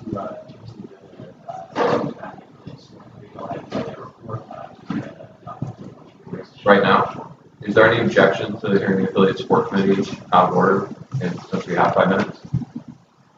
Without objection, go ahead, Mr. Smith. Thank you guys so much. First of all, I just want to say that this could be the end of me serving as the chair of the ASC in a couple months, and it's been a pleasure to work with Mr. Longstreth and Mr. Phillips and Pat and Aaron and Demarest. It's just been amazing, and the work today has been great. So the first thing is the LP Everywhere contest concluded. The first round was top 5 prospects. We voted on those with 1 to 5 marks in different areas. I don't have all the exact areas right now. The top 5 have been delivered to the executive director. We set up for a vote with members to be up by 2-6, I believe. For EV, it was on the queue for Thursday. Yeah, so it'll be essentially members will have the opportunity to vote on their favorite of the top 5. The number 1 will win the $1,000 prize. Number 2, the ASC is building plans for lpaction.org. I know we've talked briefly about getting a login for LP Action. This kind of ties in with number 3 is we're working on institutionalized standardization for affiliate building. And so we're going to be working to put together one solid file with all kinds of stuff from around the country on how to build affiliates, county affiliates especially, that can be uploaded and then also downloaded from lpaction.org in one file, one zip file. So those are the things we've really been focused on over the last quarter. And then we also wanted to make a motion right now, if that's okay, not out of order. It's not. We'd like to make a motion to have the LNC direct the executive director to deliver the $1,000 prize money for the LP Everywhere contest winner within 10 days of the winner being declared. So that money came from 2 specific donors. We want to make sure that the winner gets that in wrong timing, and so it doesn't go with some other funds somewhere. Is there a second? Second. There's a second. Is there a need for discussion? Is there any objection? Hearing no objection, it passes without objection. And that's pretty much the end of my report. If anybody else has any questions? Questions for Mr. Smith? Hearing none. Thank you, Mr. Smith. I would propose that we be at ease until we can get lunch. And does that work for everybody? Just for me, I got one. All right, then we're at ease. I think lunch is very close to being ready. But I don't know right now.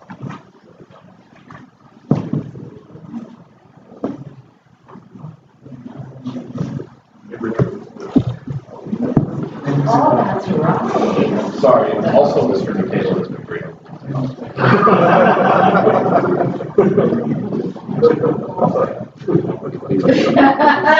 That's great. My best work in the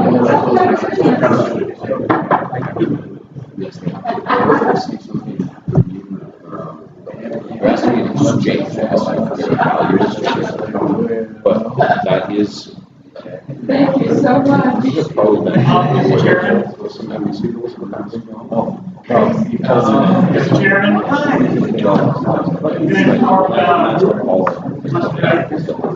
What was that? Lunch is ready if people would like to get lunch. And then, once everyone has lunch, I would propose that we hear from Mr. Rupert at around 12:15, 12:20. Does that work for you? Okay. So everyone can get their lunch and get settled. It's that way. Lunch, queue, in the back. So yeah, apparently, other organizations. It would be difficult for them to because they have a lot of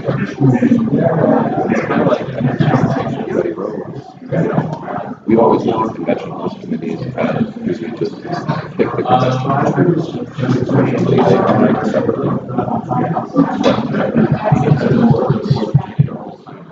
analyzing every system. Basically, just three giant sessions. Right? And they are not constantly of the GM. And there's no reason that we can't operate the portfolio. So is it easier to call me back when